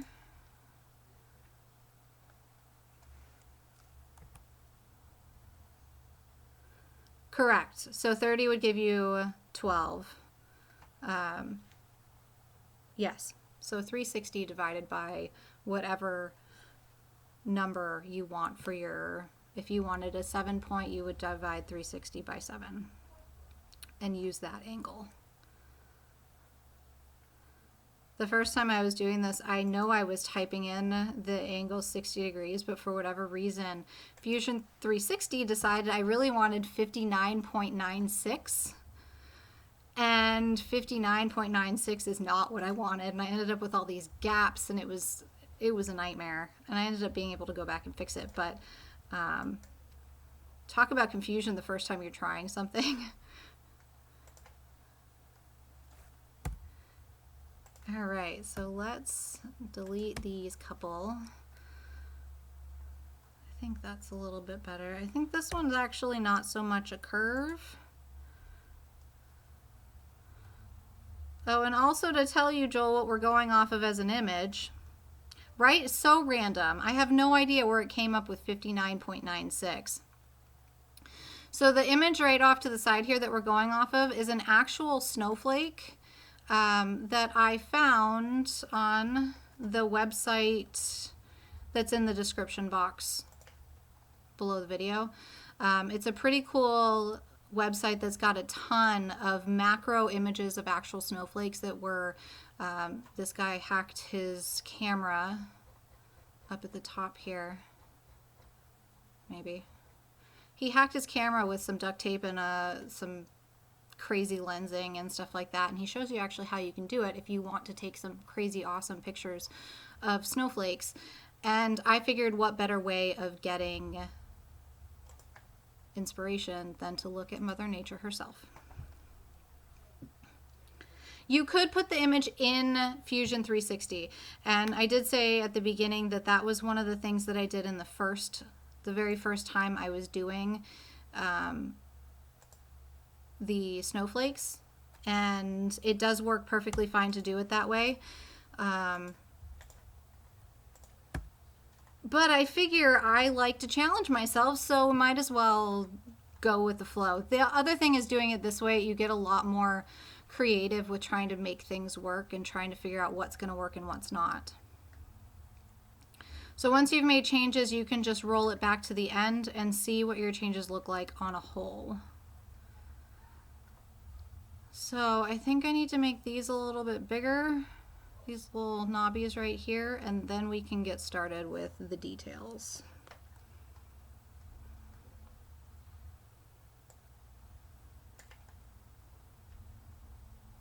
And if you are going to put the image in Fusion 360, you just click right here, select your plane, select your image, and this is the one that we did last, and then you can insert it that way. And then you can actually draw directly on top of that, which is what I did the very first time when I was first starting the Snowflake. But it works perfectly fine, and is a good way to start if you're trying to figure out what you're doing, because that's how I figured out how to do the array around in a circle. So I'm just going to make this sucker a little bit bigger. Oops.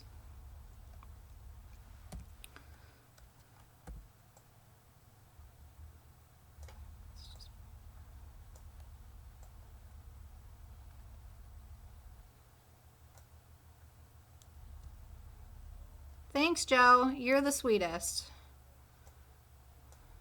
Again, you are my hero for the day.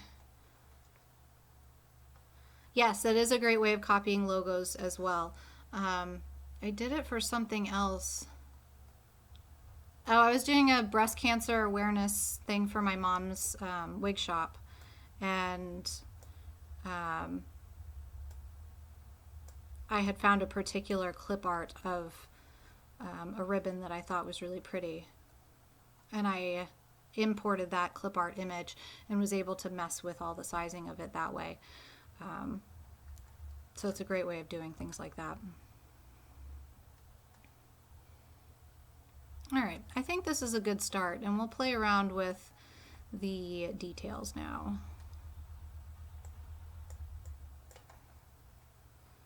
So as I said before, I tend to not like harsh edges, so we are going to add a chamfer to these edges. If you click and hold the control button, you can select multiple edges. You can, select them before or after you click your chamfer.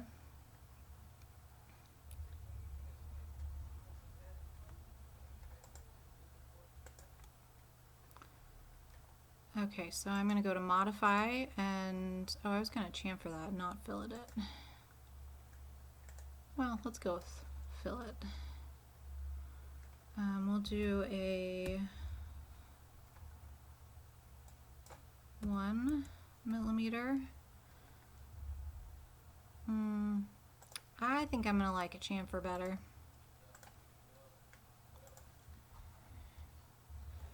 I'll do 1 millimeter. Oh, yeah, that's a lot sharper. Let's go with it. So again, just like the last one, this is a lot of back and forth and playing around with things and seeing what you like and what you don't like. Oh, like I don't like that. Which one did I click that I shouldn't have? Oh, the bottom. So that's something you got to keep in mind. Make sure that you're clicking the top edge and not the bottom, because it gets all sorts of confused if you try to throw the bottom in there too.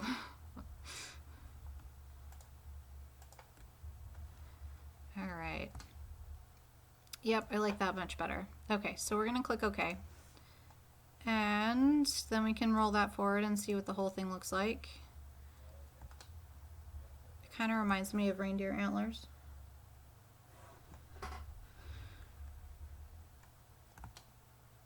Alright, so let's look at this picture a little bit closer and see what we need to do here. That is not a very good close-up. Alright, so as I mentioned before with the previous one, you really have to take into account what you're going to be able to see when you're printing and what you're not. I found that most of the things that you put in you will be able to see, but the little tiny striations and dots you probably won't. So keep that in mind when you're designing.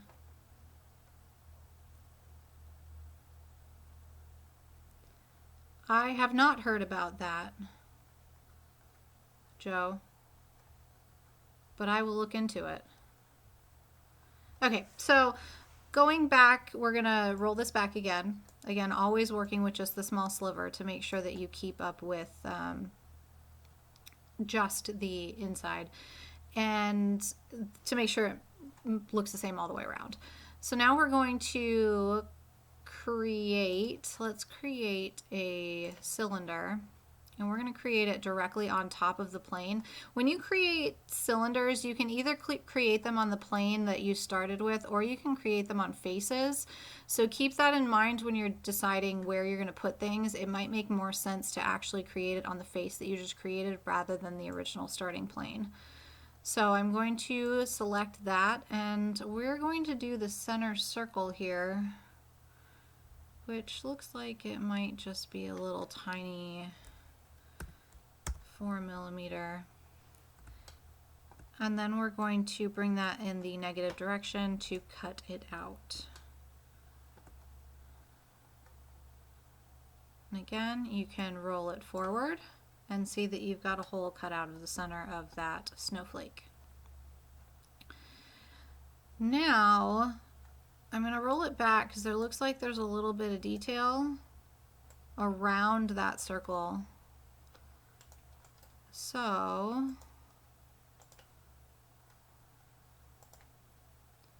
we are going to, that is not what I wanted. We're going to create an arc in sketch mode right here to go along that. And then we're going to right click on it and go down to sketch and click offset.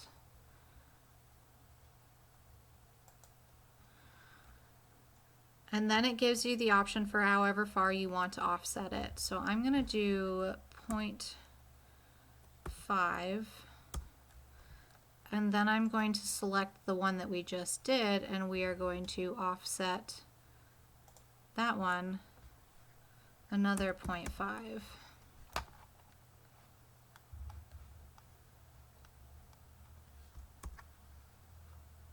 What did I miss?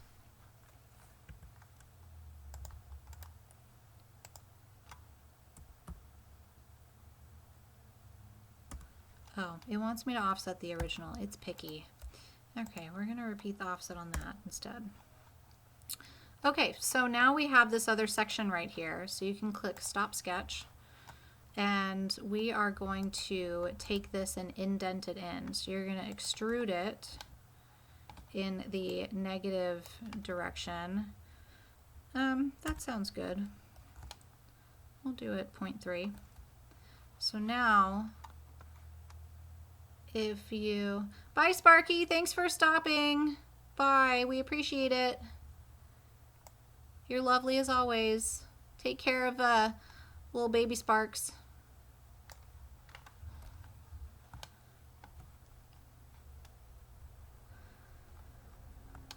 So now you've got this little circle that goes around indented in, which just adds a little bit extra depth in there.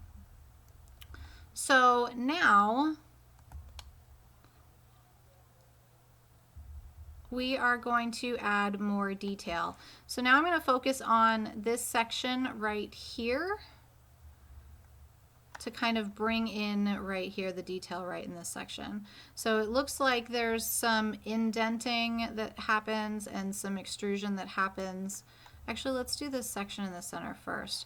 It looks like there's a big point that goes from the very base all the way to the tip, and we're going to extrude that section out. So I'm going to roll this back, and I'm going to create a line in sketch form that goes all the way from the very tip at a slight angle to about right there.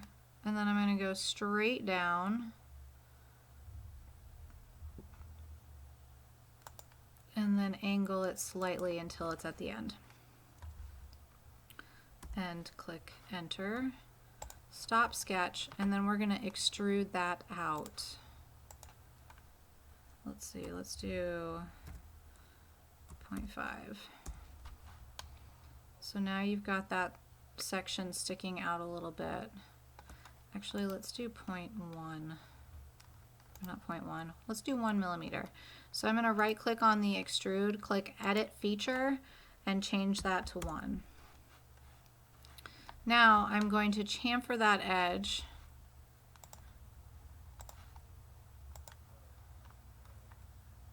which will give it a nice sharp edge. So now if I extrude that all the way around, if I rotate it all the way around, now you've got that nice sharp line that goes all the way from the base all the way to the tip. Does anybody have any questions while I'm doing this? Throw them out there.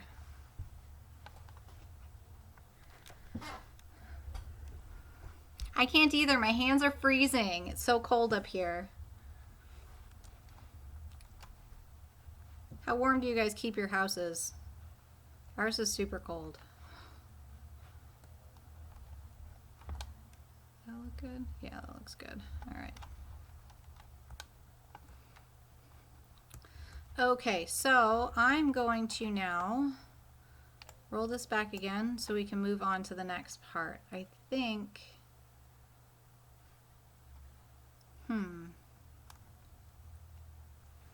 I think I'm going to take this from this edge here, bring it all the way back to the back here. Yes, more money for 3D printers. How long have I been into 3D printing? We got our first 3D printer in January of this year. So I started, really it was the end of January, beginning of February. It was mine and my husband's Christmas present to ourselves. Thanks to, in part, all of our family chipping in large chunks to go with it. I've been designing for a lot longer than that. I used to work for Toll Brother Homes, designing houses. You haven't even lit the pilot. Oh man, it's like 20 outside right now. We have lit the pilot, but our house is at 60, which is pretty chilly. So I've been designing for a lot longer. I currently work for a kitchen and bath showroom, and I'm the operations manager there, but for a while I was the kitchen assistant. So I was helping design kitchens for people, and that kind of got me back into the designing thing, which I absolutely loved. I was always having to use SketchUp to design custom cabinets for people, and again, that really helped me get back into designing. But the reason why I started designing is because I fell in love with a particular coffee table, and I couldn't justify the price of it at $2,000. So I thought it'd be really cool for me to create my own coffee table that's the same concept out of gears.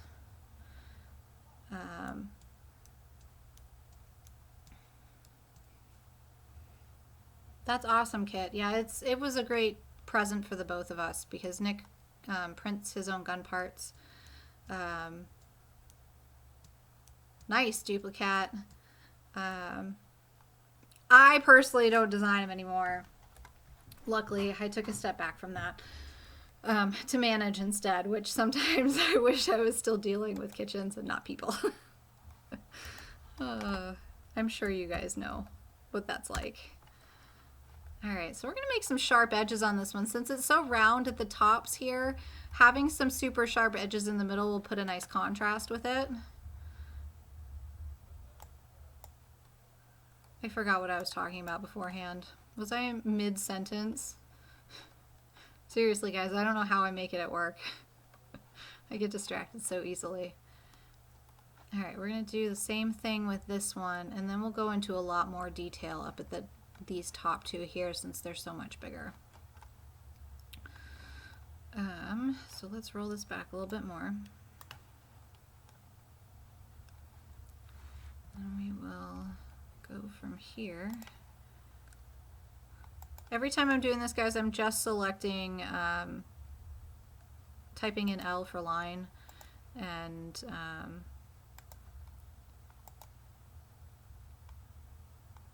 it automatically moves you into sketch mode.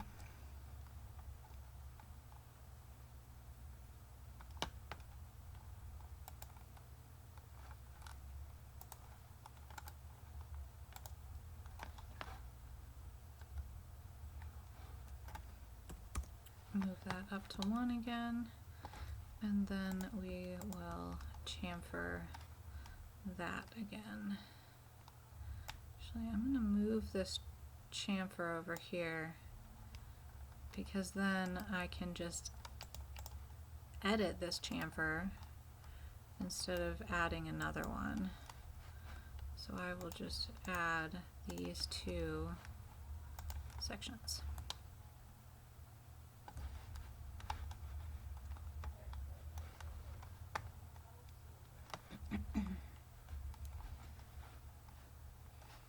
I love 3D printing though. There's a whole lot of instant gratification that comes along with it,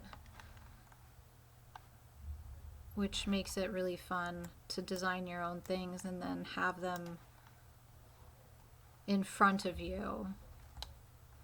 Ooh, I don't like that. Okay, so problem coming up is this right here, and there's a fairly easy way to fix that.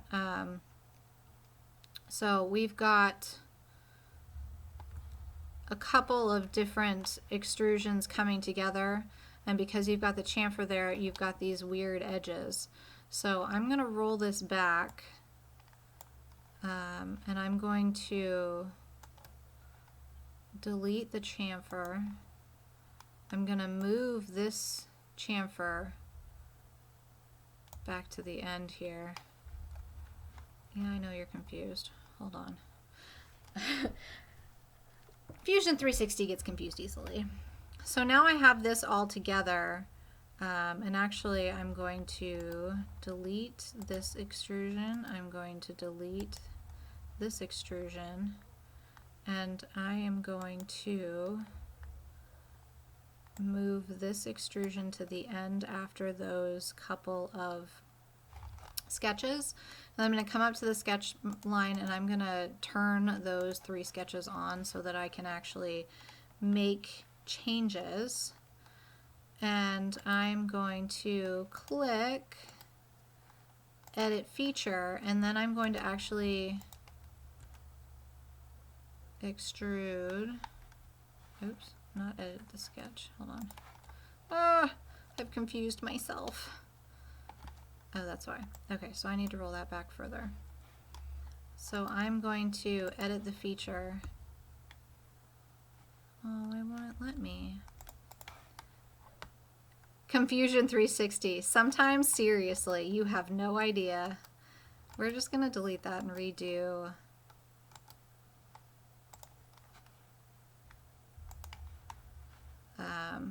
Re-extrude these. So I'm going to select, maybe that's why. I'm going to edit the sketch here.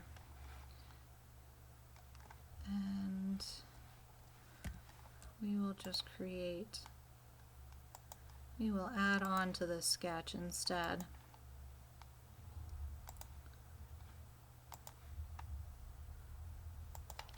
Sometimes Fusion360 is great, and sometimes it is just terrible. And sometimes it's operator error. I won't lie. Alright, so we are going to click Stop Sketch. I will delete this one and delete this one.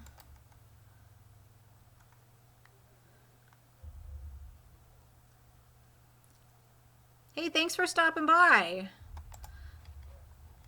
It's a pretty chaotic workflow.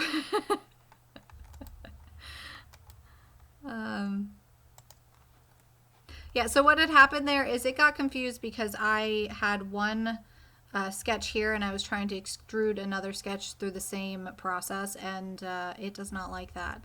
So I'm going to now extrude, and I'm going to add a couple more sections, and I'm going to extrude it out 1 millimeter, and there we have that.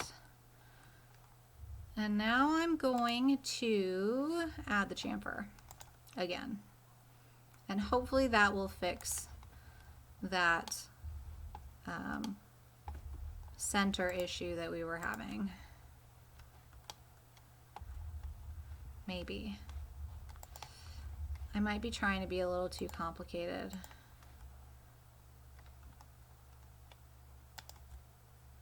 There we go. That's why. Those darn bottom edges.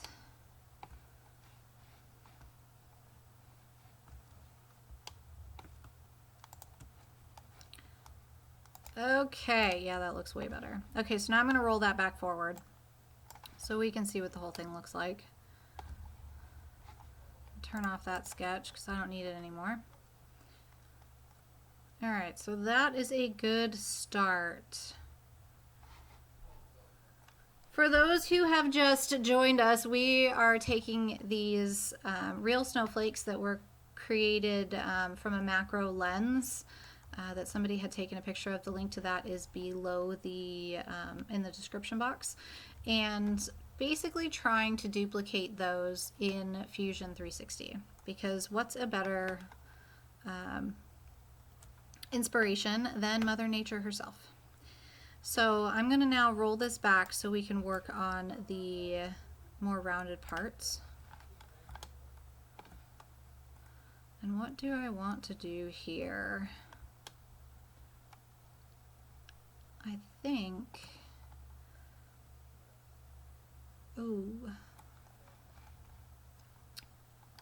I think we're going to edit the sketch again so that we can start off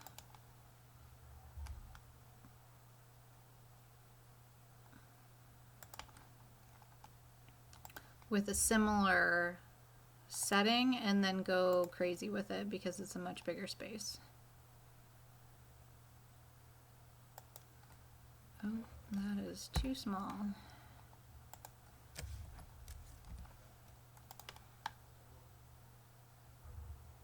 That's good.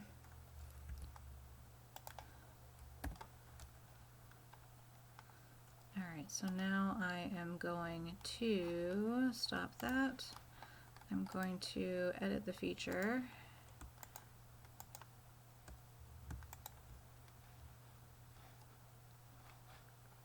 Here we go again. It's not going to let me do it again. Why won't you just do what I want?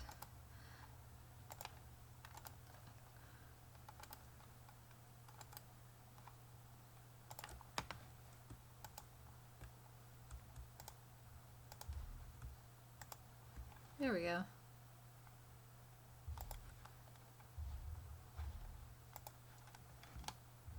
All right, now we can roll it forward and edit the chamfer.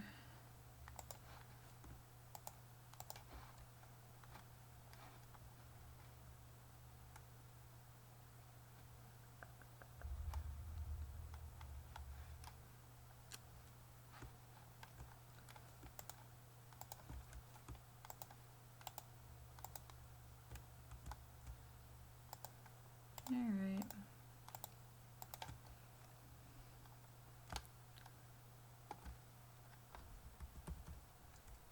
There we go. It was going too big.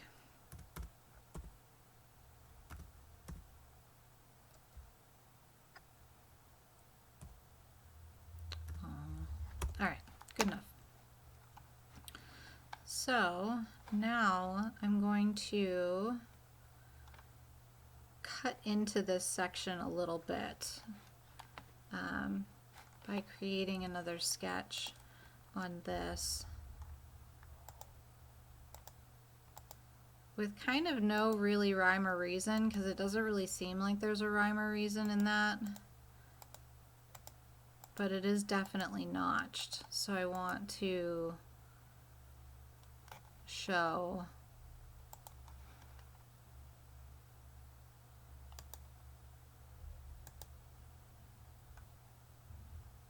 there we go. So now I have this really crazy section, and I am going to take that and I'm going to try to mirror it.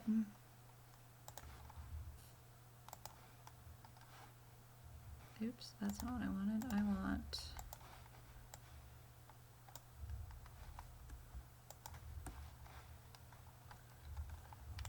that to be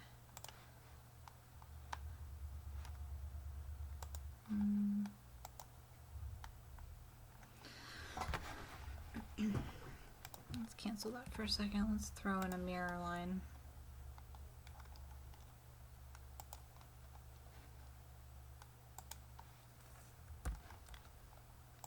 Do you guys have any other questions while I'm throwing this in here?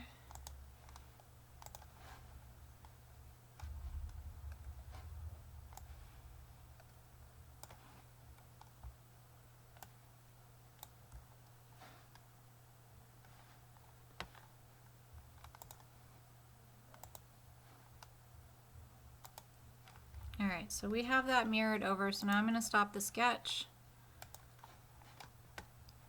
And I am going to extrude these out in the negative direction. Negative 0.2 sounds like it will be good. And then I'm going to see if I can do a tiny chamfer on it.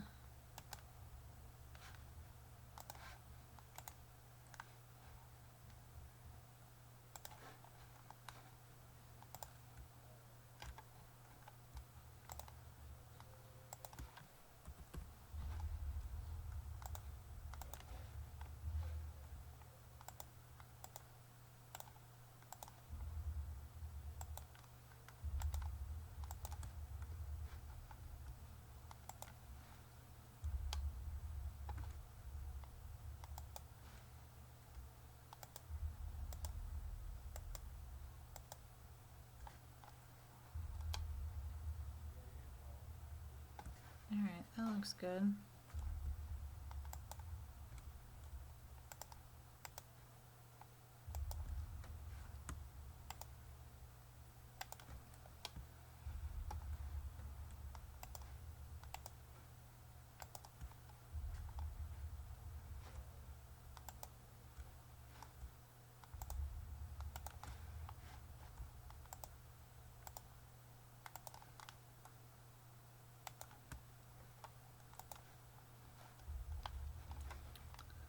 Alright, so if I roll this back now,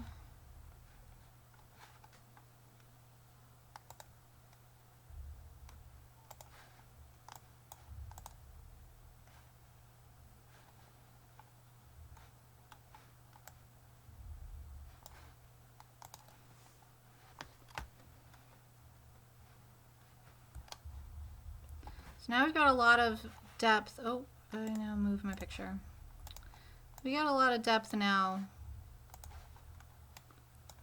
around, sometimes I hate Windows 10, around the top section.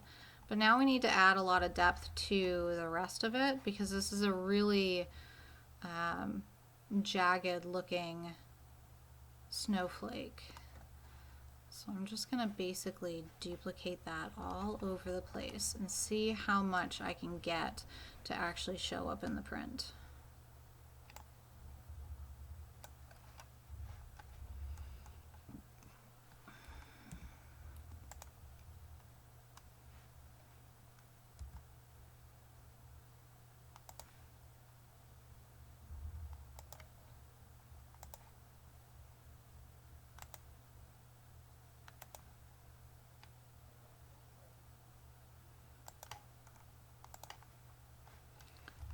You could take this and use actual shapes and change the shapes and add shapes together and do all sorts of other stuff with it too. I just find it fun to just go with the flow and play around with it and see what you can come up with.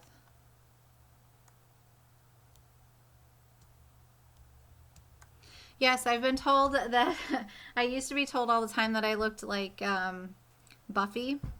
It was never Sarah Michelle Gellar. I was always told Buffy. I was also told the daughter from The Sopranos, I think. I think I just have that face that looks like a lot of people's face.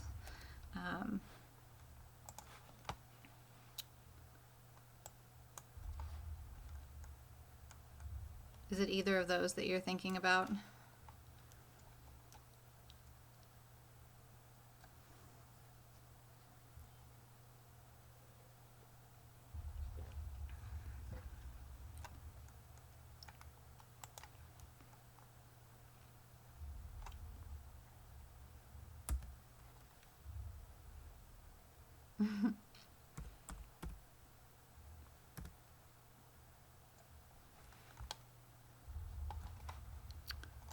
How deep did I put these at?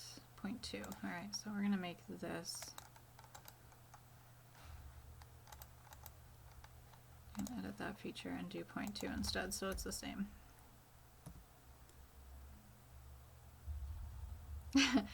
It was good. It was, for those of you who don't follow me on social media, I went to a book signing for Anna Kendrick's memoir. Memoirs are my favorite books to read. They're fascinating. To read other people's stories about their lives is just, to me, so fascinating. So Anna Kendrick wrote a memoir, and I knew that I needed to read it. So my husband surprised me by getting me tickets to her book signing, which was awesome, except for it was really cold and windy outside that day, but that's okay. It was good. My only complaint is it wasn't like your typical memoir or like your typical book signing thing. It was more like, normally when you go to a book signing, I've been to a couple at this point, you stand on one side of a table, they're on the other side of the table, they're signing and personalizing the book, or something similar to that, and then that's kind of the end of it. You get a couple minutes to chat while they're signing, and then you move on. Well, this one, she pre-signed all of the books, and they were at the end of the table, and it was basically a photo line, which was a little impersonal, I think. Not that you expect a personal experience when you're going to a book signing, but it just made it more like you were sheep being herded,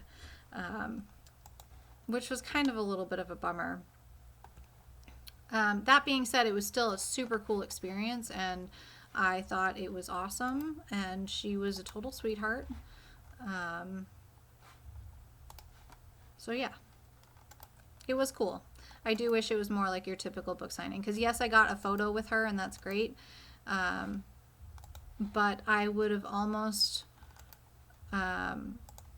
I would rather have the more personalized book and not have a photo, because the memory that would go along with that would be a much better memory than feeling like sheep herded.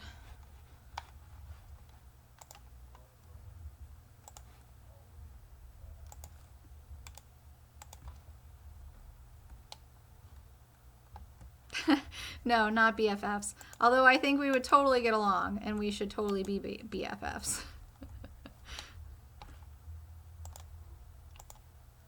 She is from Portland, Maine. Her family's here, which is why she chose to do the Portland book signing on Wednesday, because she was coming into town for Thanksgiving.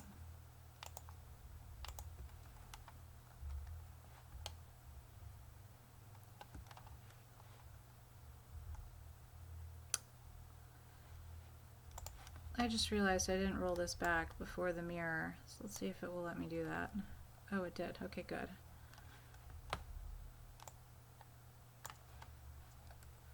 Alright, we're getting there. This one's still a little time consuming, because there's so many edges. Alright, so let's roll it back, and we're going to keep going. Only I think this one we're going to do a little more boxy right here because it looks a little more even. So let's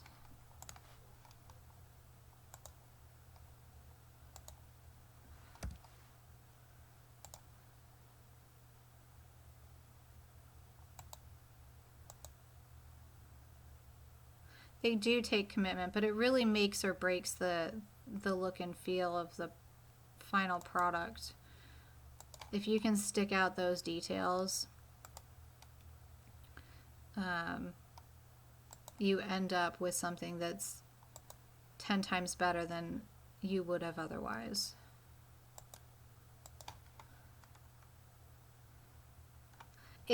I've come to the conclusion that 98% of my files are huge files. I don't know how to do anything small.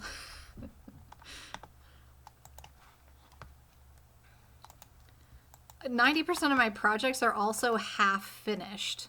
I need to get better at actually finishing them. So I'll do like this whole project like the snowflakes, and luckily with the snowflakes there is an end in sight because I have to get my Christmas cards sent out by a certain date. But like I did, one of the very first videos 3D printing wise that I did on YouTube was a makeup brush holder.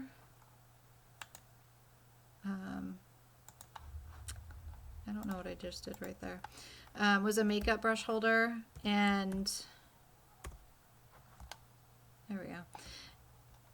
And I need to adjust the snap together part of the makeup brush holder, and I still haven't done it yet because I always just move on to the next project. I've got to be better about finishing projects.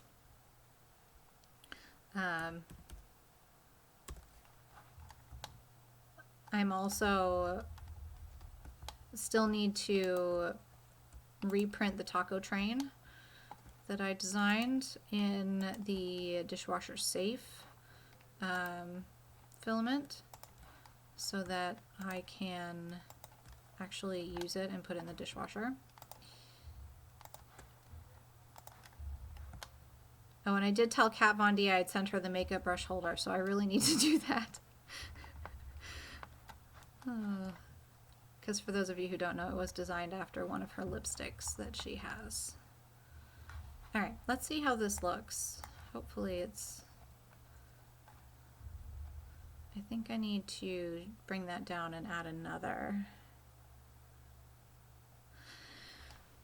Yeah, there's not a whole lot of women making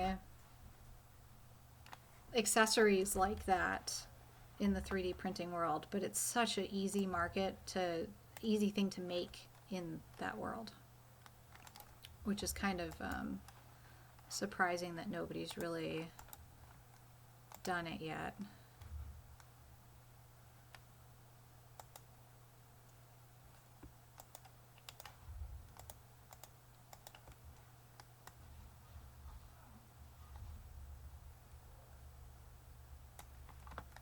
My husband's still taking care of the dog downstairs, or at least I hope he is. She wasn't feeling good today. She had a rough day.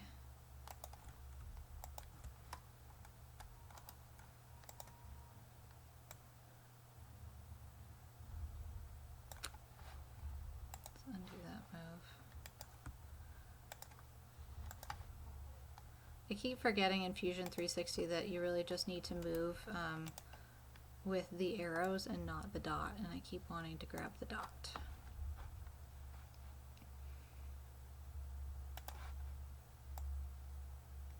Make that a little smaller. Make that a little smaller. No, she's got a really sensitive stomach and we can't give her any of that stuff. She's a very sweet dog, but she's got a lot of stomach issues. Always had since she was a puppy.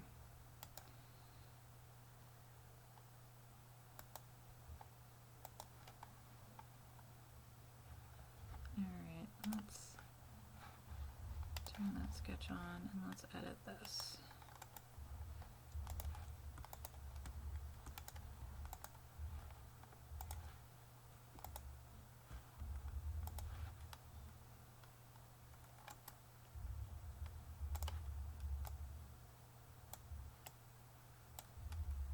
She's a Beagle Black Lab mix.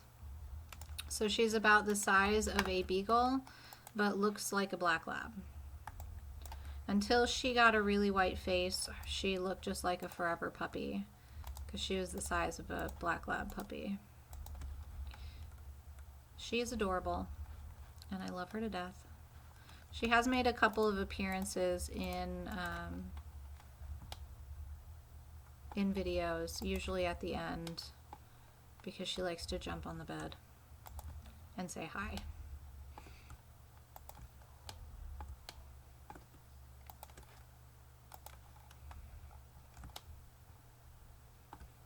All right, let's see how that looks now.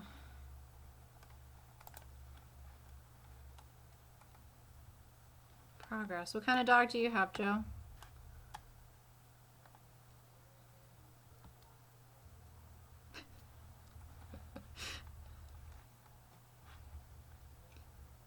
My husband's singing downstairs. I don't know if you guys can hear it, but it's pretty entertaining.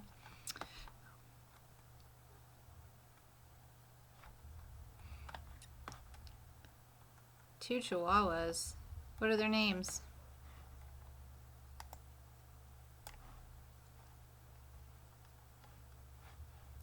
All right, I'm going to go back to doing...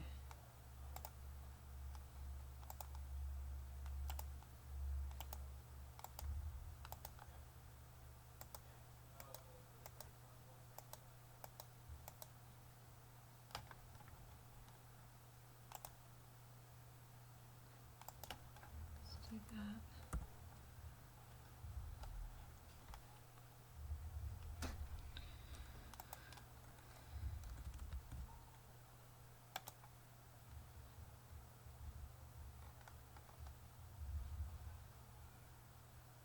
Aw, cute. Mine is little Bella Booper face. Aw.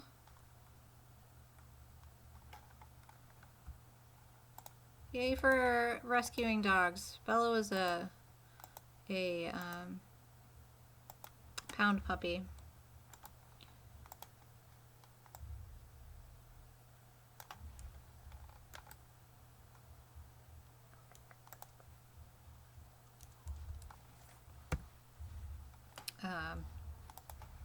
And she acts like it too.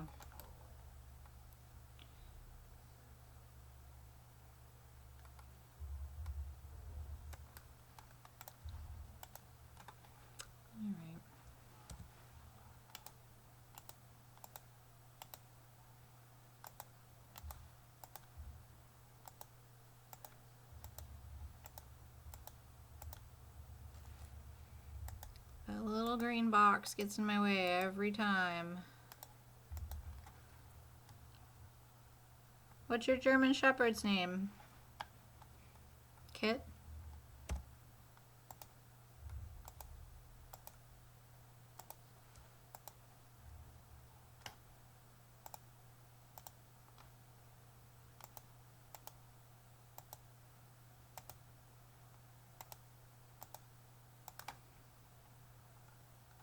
Aw, that's cute.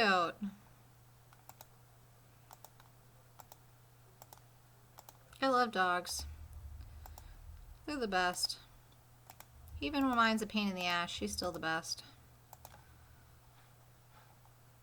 Alright, let's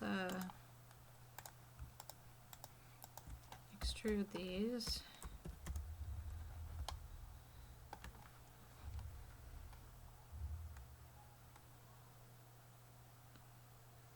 Aw, you guys are awesome.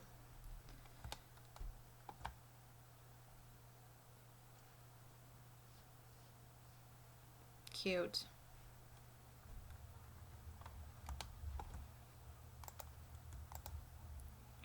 Bella's name was almost Lexi, but my best friend in Phoenix really wanted to name her daughter Lexi, so I couldn't. I felt bad naming my dog Lexi when she wanted to name her daughter. So we went with Bella instead.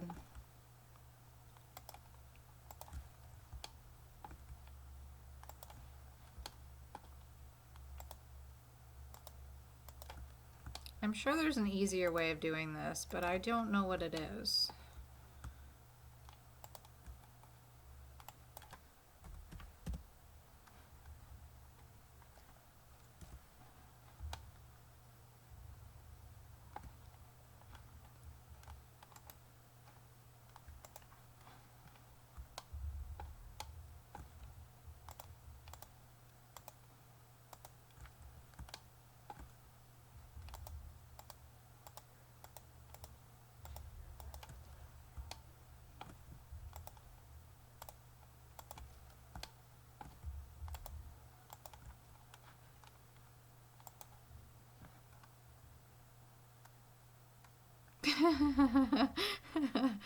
Oh, that's funny.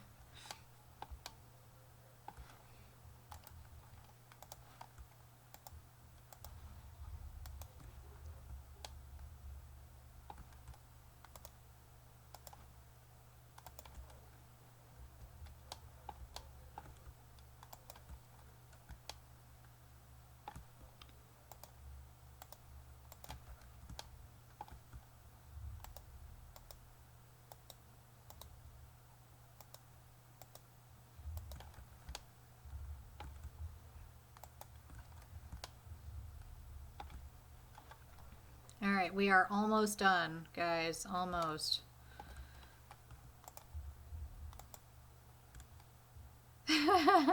Nice. How's it going?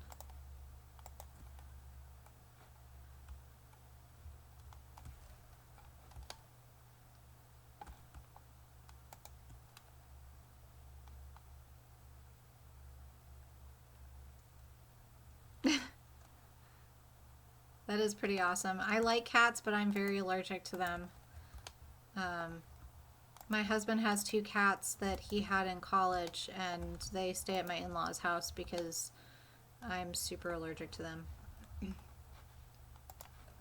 Hey, slow and steady wins the race.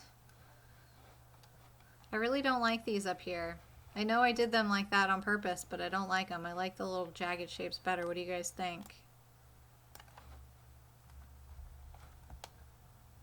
Although it doesn't look so bad. If maybe I repeat those straighter ones down here, then it will look a little bit more cohesive.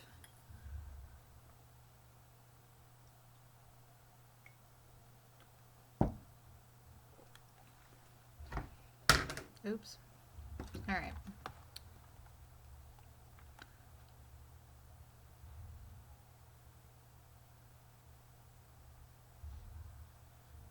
Nice.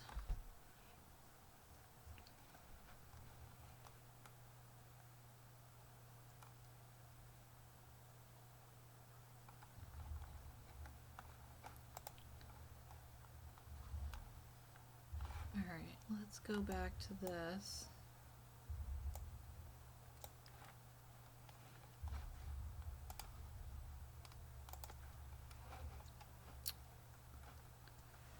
All right.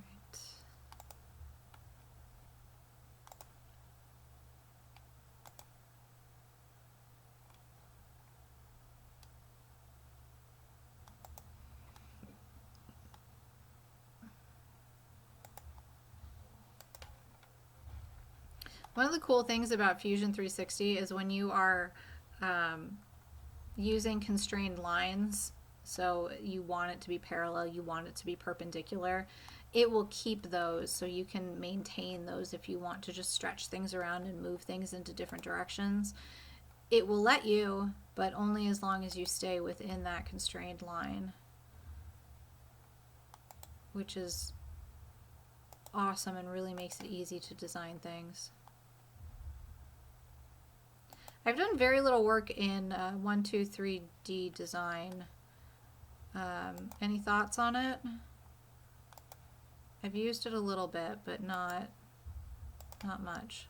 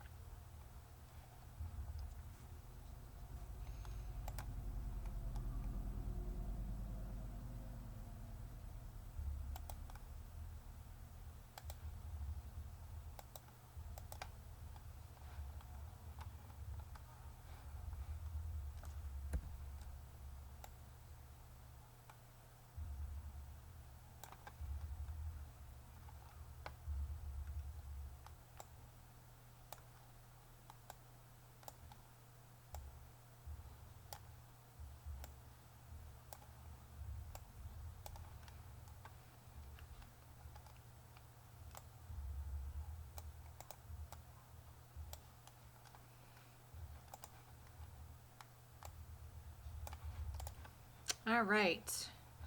Now let's finish this up.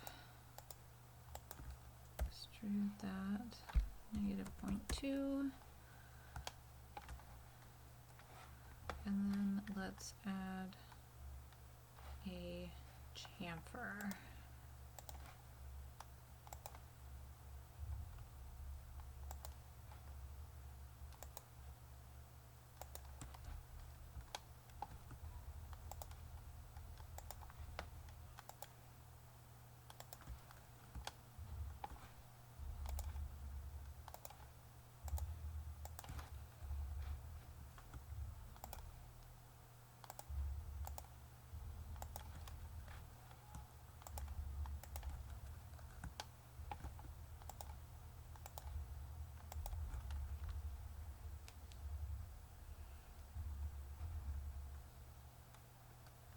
Yeah, I think that that's kind of their thought is Tinkercad's the beginning, and then 123D design is in the middle, and then Fusion 360 is even above that. So I believe all three are Autodesk products, which would make sense. A lot of the ways of doing things are very similar from one to the next. So if you kind of get your mind around one, chances are you'll be able to get your mind around the others.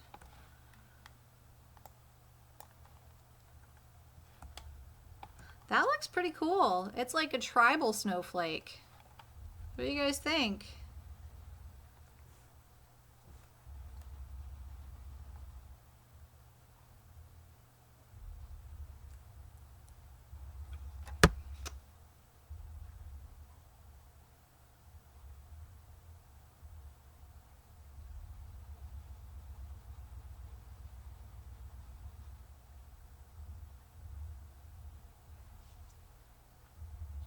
Oh, Heather's might be joining us again.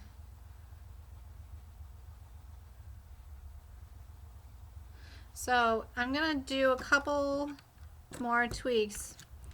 Hey Jimmy. So I think I need to add a little bit more down here because it looks like there's a little bit of a gap.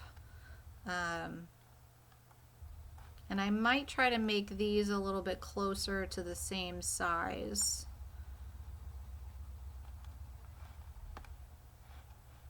All right, so we're gonna roll this back. There's a ton of detail. I just hope that you can actually see the detail once it's printed. We'll throw into Fusion or into Simplify 3D like we did the last one to see what tweaks may or may not need to be made. All right, let's roll this back. And actually, I can roll it back past here. And we will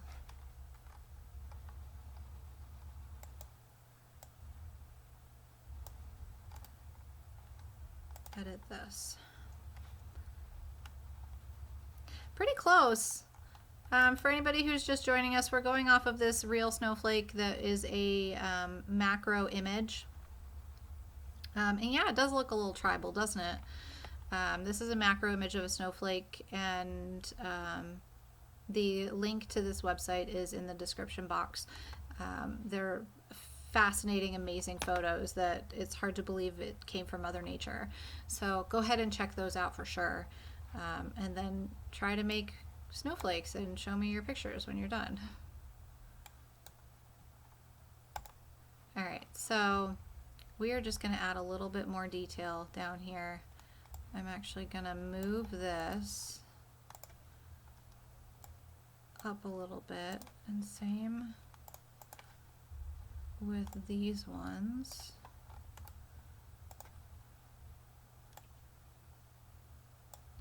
Do you guys have questions on anything that I've done, or do you want anything explained a little bit better while I'm finishing this up?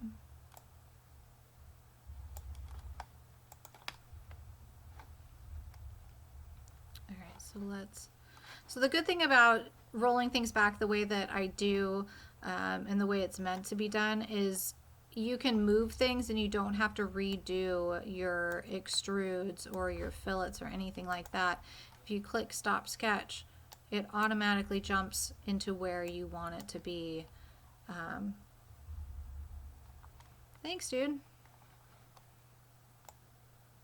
So I'm going to roll that back again and just finish adding to that sketch by going to edit sketch. Oh, I'm no master by any means. I've only been using Fusion360 since right before Halloween. But a lot of the concepts are very similar to other programs like SketchUp and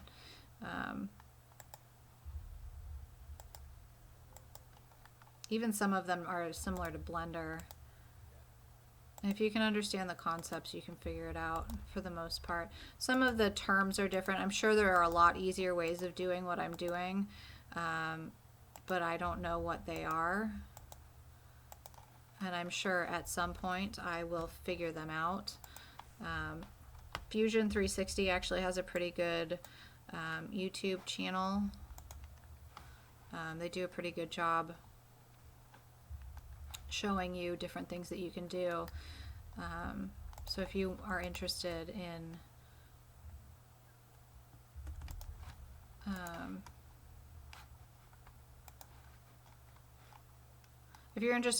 learning a little bit more about it, I definitely recommend looking at them. But really, the best way to figure out what you're doing is to just try it.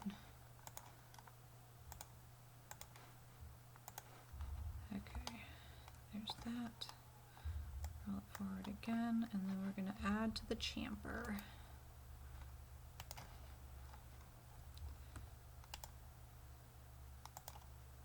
I'm chamfering the inside of these because I don't want them to grow at all, and when you chamfer the top of it, the chamfer goes outwards instead of inwards, and I don't have the room for that. You'll get there. Tinkercad's great. From what I hear, I've never actually used it, but it's great as a beginner, and we were just talking about the fact that it kind of seems like Autodesk has made levels to their software. So you've got Tinkercad, which is the beginning, and then you've got 123D, which is the middle, and then you've got Fusion360, which is above that, and then there's countless others even above that. Inventor is above that, among other things. And the processes of how to do things kind of remain the same throughout. There's some different terms and different technical requirements of doing things, but the processes themselves pretty much stay the same. So once you feel really comfortable with Tinkercad, you can move on to 123D design and kind of get to know that a little bit. And then once you're comfortable with that, you can jump into Fusion360. Or you can just do what I did and just jump into Fusion360 and force a sink or swim. Because that's what I did. Alright, I think that looks better. I am going to make these a little bit more even. But otherwise, I think it's looking pretty good. Alright, so let's do that. That was more towards the beginning.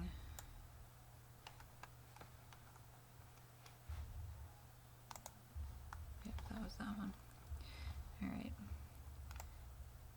I'm not really going with any method to madness here. I'm just trying to visually make sure they look pretty similar. I have a pretty good eye for that.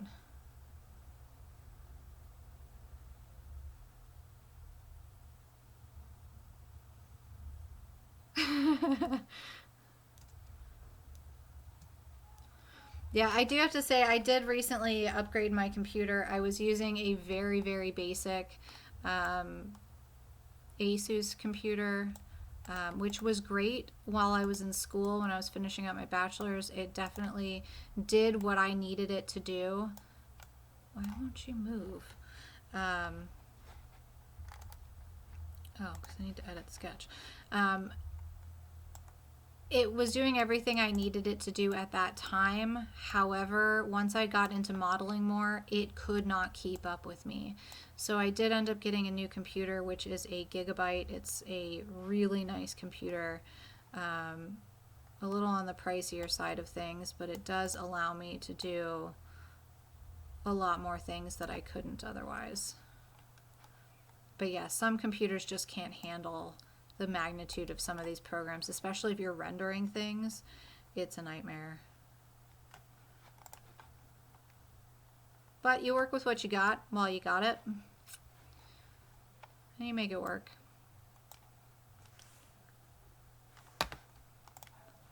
All right, let's see if that works. Yeah, it looks a lot better.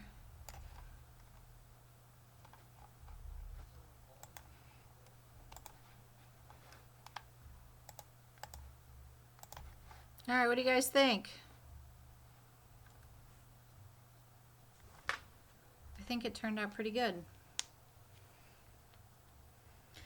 So from here, I am going to join all of the bodies together. First, I'm going to save it because I am terrible at saving things.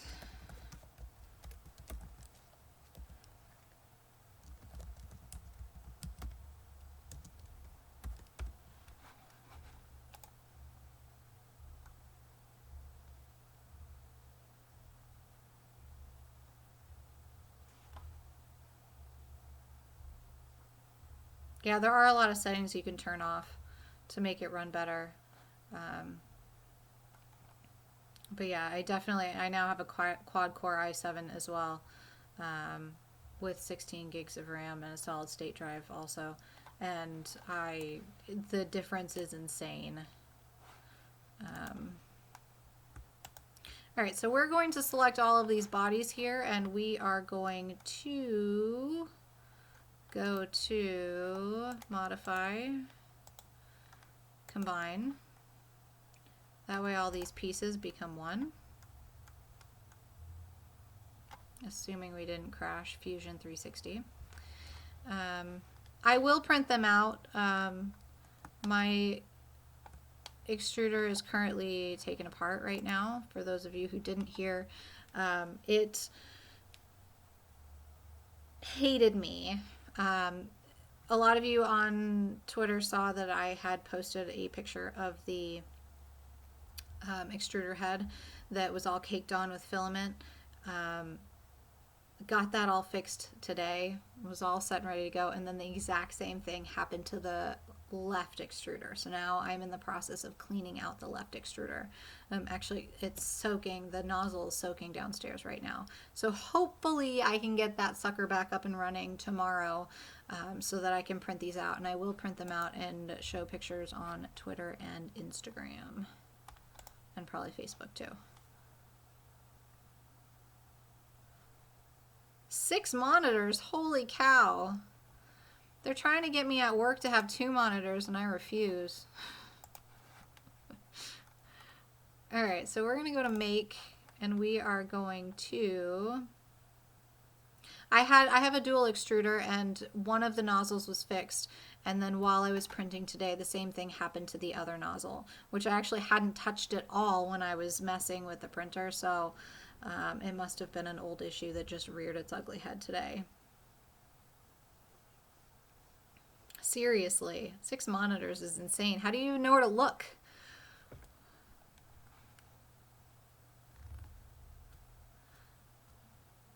Yes, printing PLA. The right extruder is our ABS extruder, and the left is our PLA. So the one that I cleaned from yesterday was the ABS. It's just strange that it happened within 2 days of each other. I do have a little oiler on it. But I think what happened is I didn't tighten the nozzle tight enough in the first place. I know I hand tightened it and then backed it out like you're supposed to, and then I tightened it again once it was warm, but I didn't crank it, and I probably should have cranked it as tight as I probably could have. Okay, so I have this now, so I'm going to save it to my computer. And then we'll throw it into Simplify 3D and see if any size adjustments need to be made.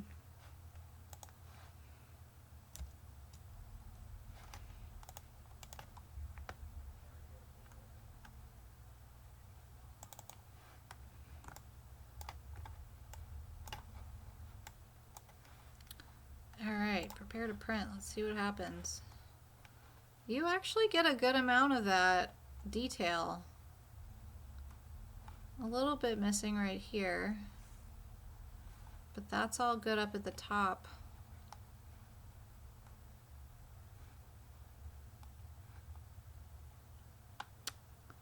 Let's see.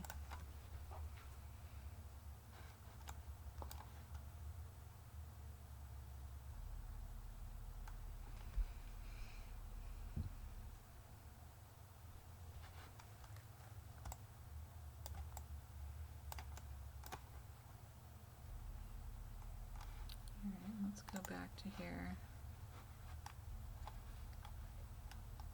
So it's right in there, it's having a problem.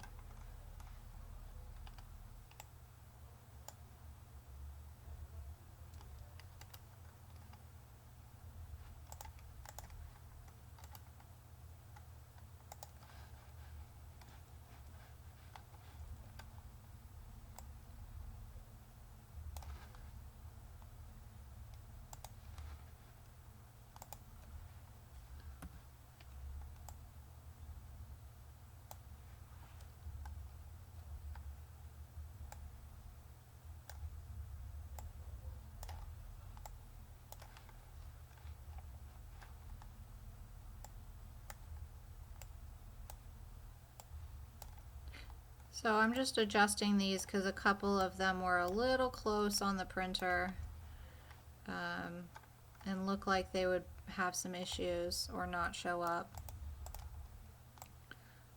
which we don't want.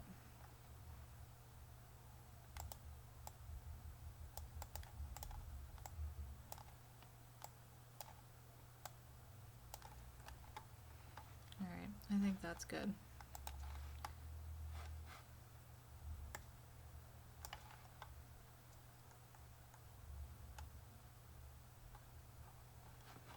All right, let's save that again.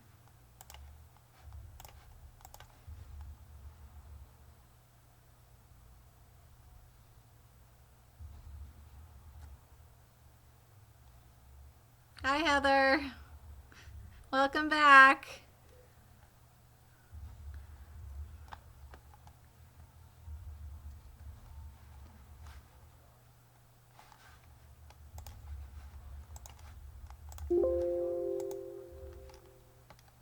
Don't be sorry.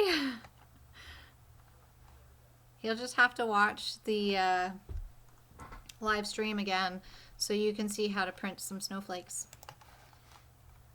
All right, let's I have to say, when I was looking for laptops, it was really confusing and there was so much mixed messaging when it came to what kind of computer is really good. And I ended up getting a gaming computer. I was torn between that and a workstation, but the graphics card on the workstation was much better. The graphics card on the gaming computer was much better than the workstation, and I have the graphics card in my work computer that was in the workstation, and it's not nearly as good as this one. So a lot of people say that gaming doesn't quite isn't good enough or doesn't quite cut it. I disagree completely. I think it also kind of depends on what you're doing. There we go.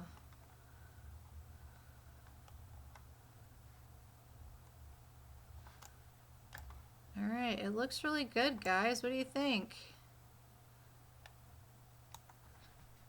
Anything you would change? Thanks, Heather. You missed it. We've done 2. This is number 2.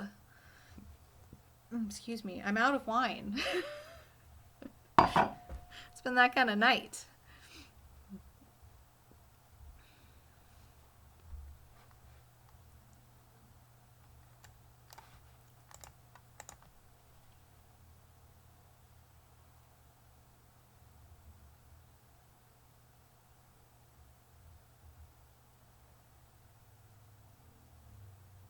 Yeah, this one turned out awesome.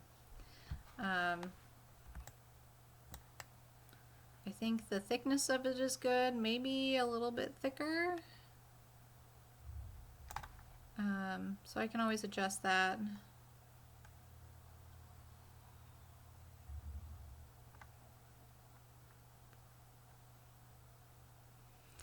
I will hopefully be printing this tomorrow after I fix the left extruder. Hopefully. It's soaking right now, so hopefully it will finish. I burned off most of the PLA that was stuck to the outside of the nozzle, and it's just kind of cleaning up right now. And then I just need to clean out the inside of the heating block tomorrow.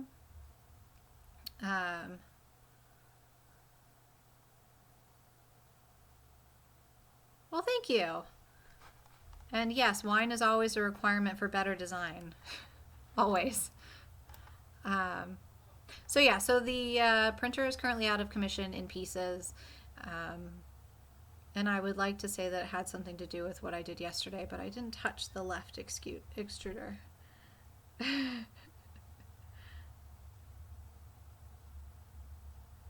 Don't feel bad.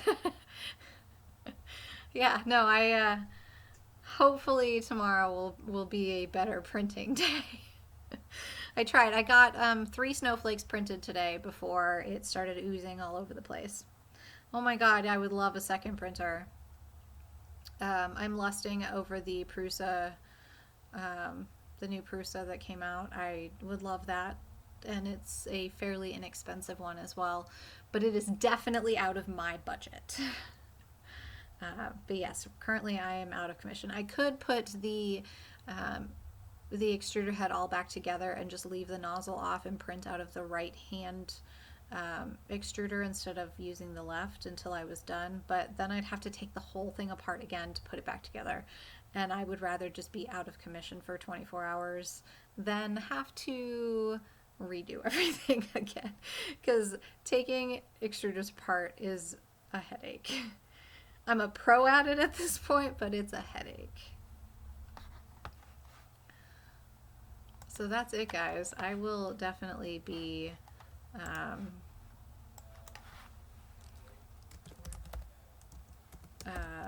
printing this out.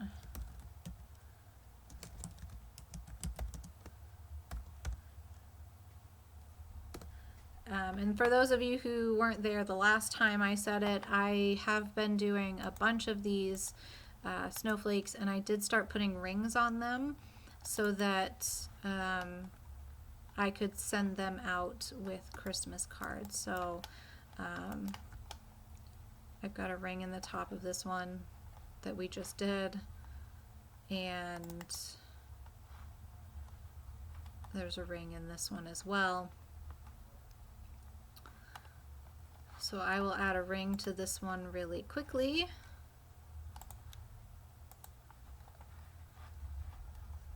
Let's just... So what did I miss?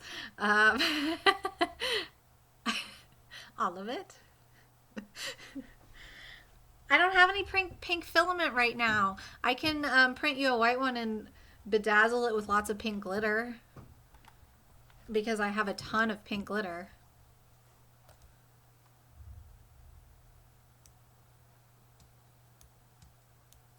Yeah, I do like the Flash Forge. In terms of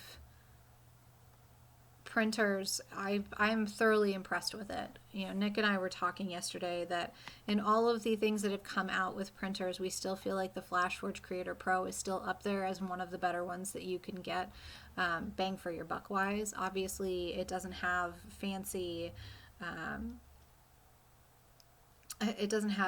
fancy LCD screens. It doesn't have all that stuff that you'd really like out of a brand new one. But in terms of technology and its printing capabilities, it's still pretty high up there.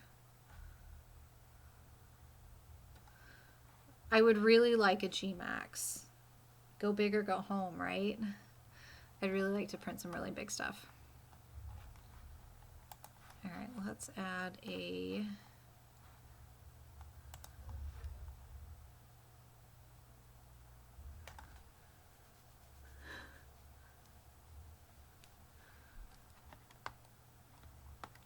Yeah, I do need to get some pink filament. I'm hoping that I can get some. I've spent so much money on filament though, it's insane recently.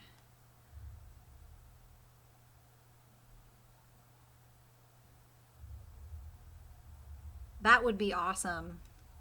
I to be honest, I don't know if I've heard any females reviewing it. Um,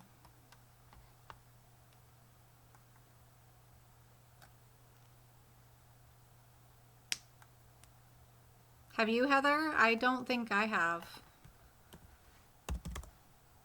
Oh, what did I do?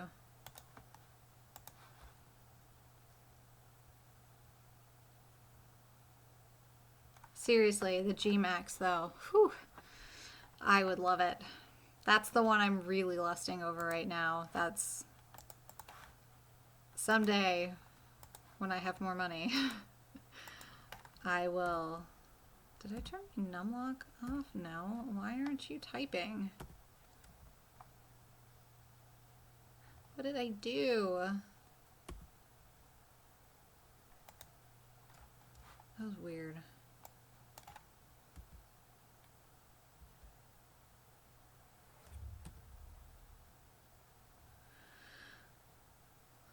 I'm a mess. What am I doing? What is it doing? That's true. There haven't been many. Yeah, she's the only one that I'm aware of. Oh, that's what I did. I didn't want to do that.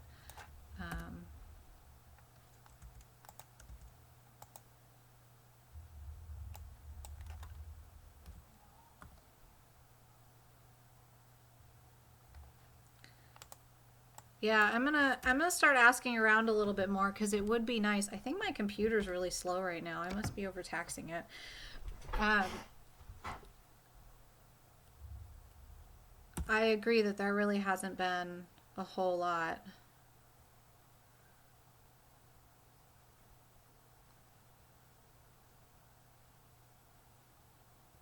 I'm right there with you. I just don't have the funds for it. I wish I did.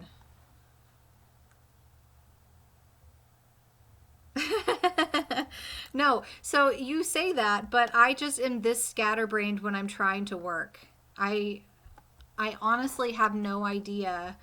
I can't hold a conversation and do things at the same time. So I'll do something and then I'll stop to hold the conversation and then I'll go back to what I was doing. Nick laughs at me all the time because he'll ask me a question and he'll have to ask me like 6 or 7 times before I finally give him the right answer. Oh, are you? I hope you like it. I'm still kind of torn on it. I I'm really picky and it's just not really up to my level. I'm sure it's fine, but basically I can't decide on a logo. So until I decide on a logo, a maker's coin isn't really going to be what I want it to be. So I need to work on that.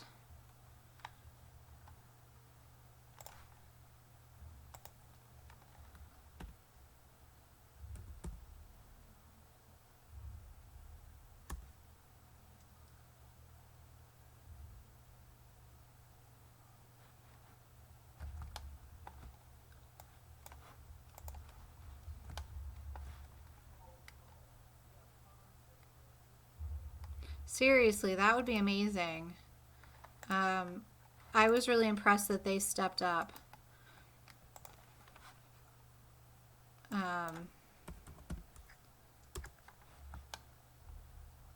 It's nice to see that a company actually is trying to.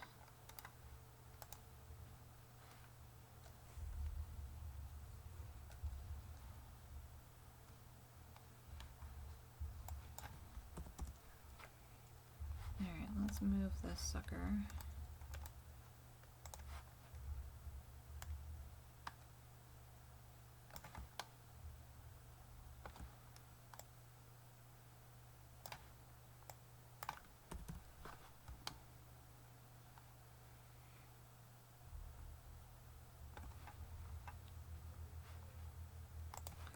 All right, and then we can join these these two together.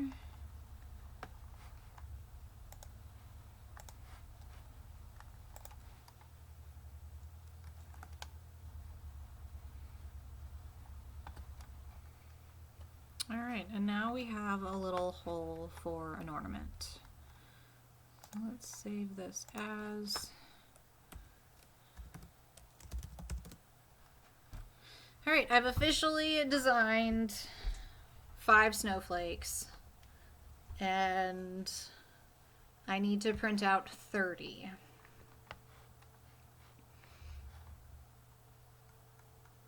Because that's a lot of Christmas cards.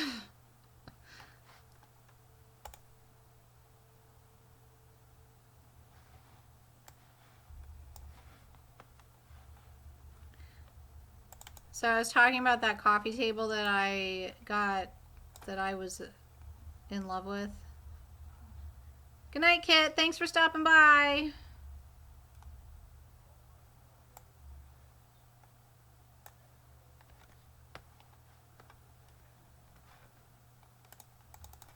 It's probably a better picture. So this is the coffee table I'm working on. There will be a video coming up of this, probably maybe my next video, maybe the one after that, I'm not sure. But there will definitely be one coming up of this coffee table.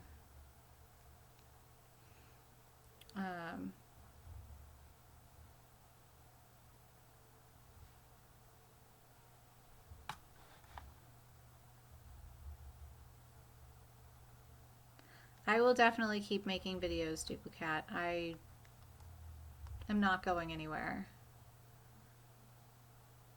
Yeah, I think I did it in my Get to Know Me video. I showed it. But I'm gonna actually do like a full video on it. I'm gonna glue together one leg. It's made out of PLA. It's black PLA that is being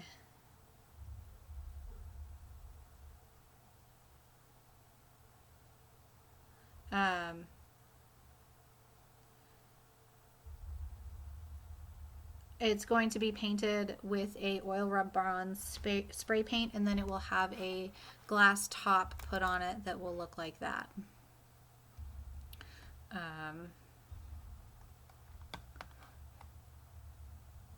So I will do a video on that probably next, because I need something to kind of force me to finish it, because it's half done at this point, and just like all my other projects, I do big projects and then never get around to finishing them.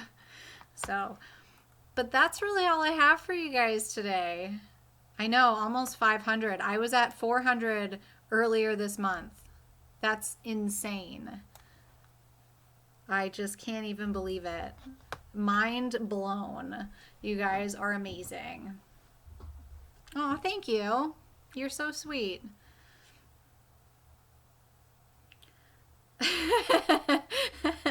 Number 2 was almost identical to number 3. It just had different bumpies on it.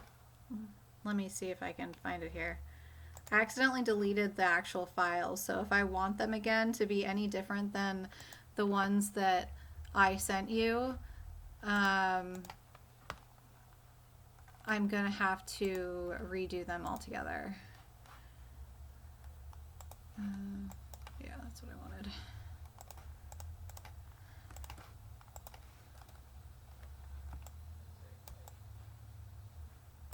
So this one is 3 and that one's 2.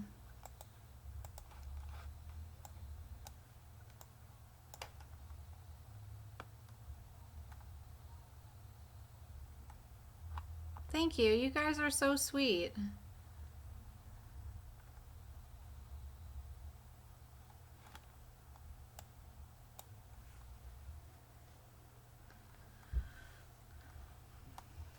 So I was just trying to decide which little outside I liked better.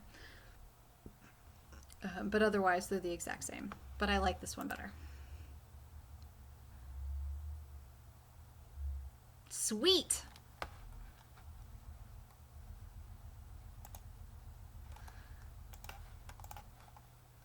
All right, guys. Well, I think I'm gonna call it a night.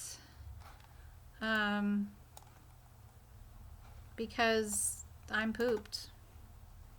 And and you guys have been awesome. But I'm also starving. And it's, holy cow, it's 12:30. Yeah, so I think it's time to call it a night. Thank you, everybody, for stopping by and for chatting with me and watching me design snowflakes and helping me make some decisions on them. It was awesome, and I hope to do it again very soon. If you have any suggestions for videos that you would like to see, or any questions about anything that I've done that you would like more detail on, then go ahead and leave me a comment, and I will definitely address that. I do have some new filaments coming, as you guys have heard, and hopefully you guys will get a chance to see those videos as well. Big thank you to all of my supporters over at Patreon. You guys are amazing, and I could not do any of these videos without your help. YouTube and Twitter do need a love button. I agree. All right, so that is it. I'm going to go ahead and end this now. Thank you guys all so much. I love you all, and I will see you guys again next time.